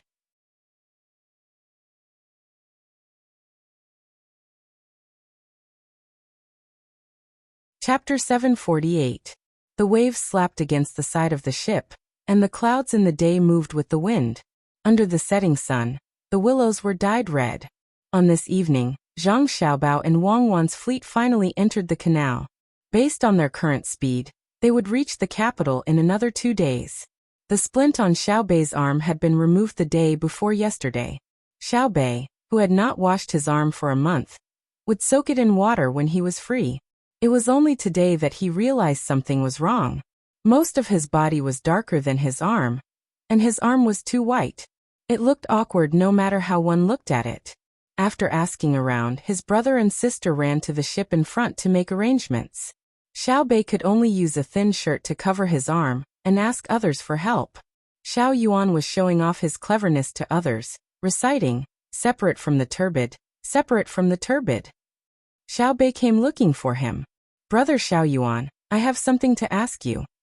Xiao Bei usually called him Xiao Yuan, but today he added the word brother. Xiao Yuan was shocked and looked at Xiao Bei warily. He then looked around. Luckily, there were people around. He asked, "What's the matter?" "I won't use the tripwire anymore. Look at how scared you are," Xiao Bei said when he saw Xiao Yuan's timid look. "Of course not. We're on water. I'm afraid you'll set fire to it." Xiao Yuan did not relax. "Let me test you. Do you know why people can become darker?" Xiao Bei's eyes turned, and he put his hands behind his back, looking knowledgeable. Xiao Yuan nodded and said, "I know. Places where the sun doesn't reach are white. Look, people who often stay indoors are usually white. People who work outside are usually black. Let me give you a pair of binoculars. Look, the person on the boat behind is still sitting in the shade and writing while the sun is setting. He is white. Look again, that person who is struggling in the water is black. It's obvious that he fell into the water by accident. Look at his face, it's black, right? Look at the overturned boat beside him. I see it. Save him, quickly save him. Someone fell into the water. Team 0, where's Team 0? Go down." As Xiao Bei listened to Xiao Yuan, he used his binoculars to look back and forth. Suddenly, he realized that the person struggling in the water wasn't swimming. Instead, the boat had capsized. He scanned the surroundings and realized that there was a person dragging 2 people and swimming towards the shore. Xiao Bei was no longer in the mood to turn white or black. She shouted at the people around her. When she shouted, someone on the boat in front of her had already jumped into the water. As the waves churned, they quickly approached the person who had fallen into the water. Seeing that the strong number 0 seedling protection team had met someone, the nervous little ones heaved a sigh of relief and sat on the deck as if they had collapsed. You scared me to death. Xiaoyuan, you just said that it's fine to just bask in the sun, right? If the white parts are tanned, wouldn't the black parts be even darker? Seeing that it was really the members of Team Zero, Xiaobei was no longer worried. Thinking of his own matters, he asked Xiaoyuan. Of course. The more you get under the sun, the darker you get. In the end, you'll be as black as coal. Why do you ask? Xiaoyuan replied. No, nothing. I'm just asking. My clothes aren't comfortable. I'll change. Xiaobei left in a hurry after saying that. She entered the cabin and sat there thinking for a while. Then she opened the door and said to the guard outside, Get someone to make me a set of clothes. The kind that doesn't have a sleeve on the right arm. The guard nodded and went to find someone to report. Xiaobei and the others didn't have a lot of clothes. They grew quickly, so they usually had 3 sets of clothes made every season. As they grew, they would have them made at the same time. Unless the clothes were torn, they would make a set at the last minute to avoid wasting it. This set of clothes that Xiaobei had suggested needed to be reported. In particular, Xiaobei's request had to be made known to Zhang Xiaobao and Wang Wan. The news was quickly passed to Zhang Xiaobao and Wang Wan through flag signals. The two of them were waiting for the people from the Miao protection team to rescue them. Fortunately, they had flipped over in the canal. If it had been in the middle of the Yellow River, where the current was the most rapid and there were whirlpools, it would have been difficult to rescue them. After receiving the news, Wang Wan couldn't understand why Xiaobei wanted a set of clothes that didn't have a right sleeve. However, Zhang Xiaobao smiled and said to Wang Wan, Xiaobei must have felt that the color of the right arm is different from other parts of the body. I had this thought before, but I didn't get someone to make clothes at that time. Instead, I rolled up my trouser leg. At that time, I thought it was very smart, but now I know it's very stupid. Wang Wan thought about it, and felt that it was more or less the case. She smiled and said, Xiaobei must be very anxious. Think of a way. Then we won't have to make clothes. Okay. After lunch tomorrow, get someone to get some mud and stick it on them. Let them bask in the sun for a day. The color will change to about the same. Zhang Xiaobao came up with an idea. Usually, Xiaobei and the others would also bask in the sun. Compared to the children who often stayed indoors, they were slightly darker, but healthier. In fact, the little guys had patches of black and white on their bodies. It was just that Xiaobei's arms, which were originally black, were too white. At this time, the people who had fallen into the water had been brought back. They were a boatman and 3 passengers. They took advantage of the fact that the water transport wasn't too busy to ferry over. They didn't expect that when they were about to reach the shore, they would accidentally overturn. The boatman could only barely save 2 people, and the remaining one almost died. Zhang Xiaobao and Wang Wan didn't go to meet the rescued people. The 2 of them looked at the water below and thought about something. After a while, Zhang Xiaobao said, If we provide the local people who ferry back and forth with a bigger boat, can we avoid the danger of the boat capsizing? They can't afford a big boat even if they work for a lifetime. Wang Wan rejected Zhang Xiaobao's suggestion. Then why don't we lend it to them first and pay them back bit by bit? Zhang Xiaobao said again. Then we'll lose money. Until the big boat breaks down. We won't be able to earn back the capital. Wang Wan looked at Zhang Xiaobao in surprise. She meant to say, Why are you so stupid today? Zhang Xiaobao nodded. That's right. That's why we have to continue with the ferry. But we can't sit on the boat for nothing. It costs at least 1 copper coin per trip. If it costs 1 copper coin per trip, don't you think there will be more people willing to take this route? Then we can only maintain the same income if the number of passengers can double what it is today. What are you thinking of doing? I was just thinking if we should fork out some money to build a bridge here. We don't expect to make money, but we can leave a good reputation. Wang Wan was confused by Zhang Xiaobao's words. She felt that Zhang Xiaobao's thinking had suddenly become sluggish. Zhang Xiaobao continued, What I mean is that we can build the bridge, but we can't let people cross for free. If it's a single trip, we'll charge 1 copper coin per trip. If it's a frequent trip, we can apply for a monthly or annual pass. Not only can people cross, but goods can as well. But if the goods weigh more than 300 caddies, we'll have to pay 1 copper coin more. You want to charge a bridge protection fee? That's a challenge. Have you ever heard of anyone paying to cross the bridge? Wang Wan reminded. Don't use our name. Just find someone. The bridge is easy to build. There's no need to use piers. Just connect the 2 sides. Use iron chains and board. Both sides don't have to be iron oxen or copper oxen. Pour some cement and put in some pebbles. It's heavy and sturdy. First, arrange a few people to guard both sides of the bridge. If there's a situation where people don't pay and run away, it's enough to guard one side. If there are children who need to run between the 2 sides to go to school in the future, this can be free, but the children can't carry too many things. This price is cheaper than the ferry, right? Moreover, it's safer. When the time comes, people can choose to walk or take the ferry. Little by little, the people will accept the fact that crossing the bridge costs money. When the time comes, the road will be the same. Actually, we can't make much money by building roads now. If we were to build roads in prosperous areas, we would be able to earn money by opening shops by the roadside. If there weren't many people, we would just be spending money. Once the commoners were used to spending money to cross the bridge, we would build more roads. We would build new roads beside the old roads. Every time we walked, we would have to spend money. Those who didn't want to spend money could walk on the old roads. Naturally, the speed would not be as fast as the new roads. Furthermore, those who walked on the new roads would be able to rest for free in the small houses built by the roadside. When the time comes, you'll have to make up for it. The most important thing in the service area is to provide hot water. As long as the people in the caravan come, they'll be provided with a pot of hot water. If they're pedestrians, they can't ask for money. Zhang Xiaobao explained his idea while Wang Wan listened at the side. When Zhang Xiaobao finished, Wang Wan asked, "What if someone crosses the old road to the new road, and returns to the old road when they're almost there? What will you do?" Let the people in the service area watch. Usually, there will be a service area set up every half a day. The hot water and rest are free, but you must have a pass to come here. However, other things are not free, such as medicine, dry food, tools needed to repair vehicles, etc., are not free. Occasionally, we'll send people to patrol on horseback. If they catch them, they'll have to pay double the money. If they don't pay, we'll take away their goods and not give them money.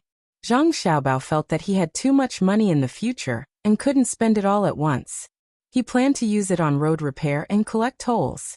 It was likely that because there were few people coming and going, there wouldn't be much money left after deducting the maintenance fees. However, it was better than having no money at all. Otherwise, he would have to build more roads in the future. It would be better if he could get some money back. Wang Wan lowered her head and thought for a moment, then asked, "Do you think it'll work?" "How do I know? Let's try it first. If it doesn't work, we'll talk about it later. What if it works? Let's build the bridge first. We'll start with the bridge and arrange for people to do it immediately." Zhang Xiaobao made up his mind and asked his people to come in and arrange it. Wang Wan said, "Why don't you try the bridge on the Changjiang River first?" "That won't work. That's not our home. Besides, there are too many people coming and going there. What if someone is dissatisfied and makes trouble?" It's a deep-rooted idea to not spend money on the bridge. Even businessmen think so. They don't care how much it costs to build bridges and roads. Let's start with a place with fewer people first. That you're tuning in to the Earbook Haven YouTube channel. Don't forget to subscribe and join us on this journey to catch the most captivating stories.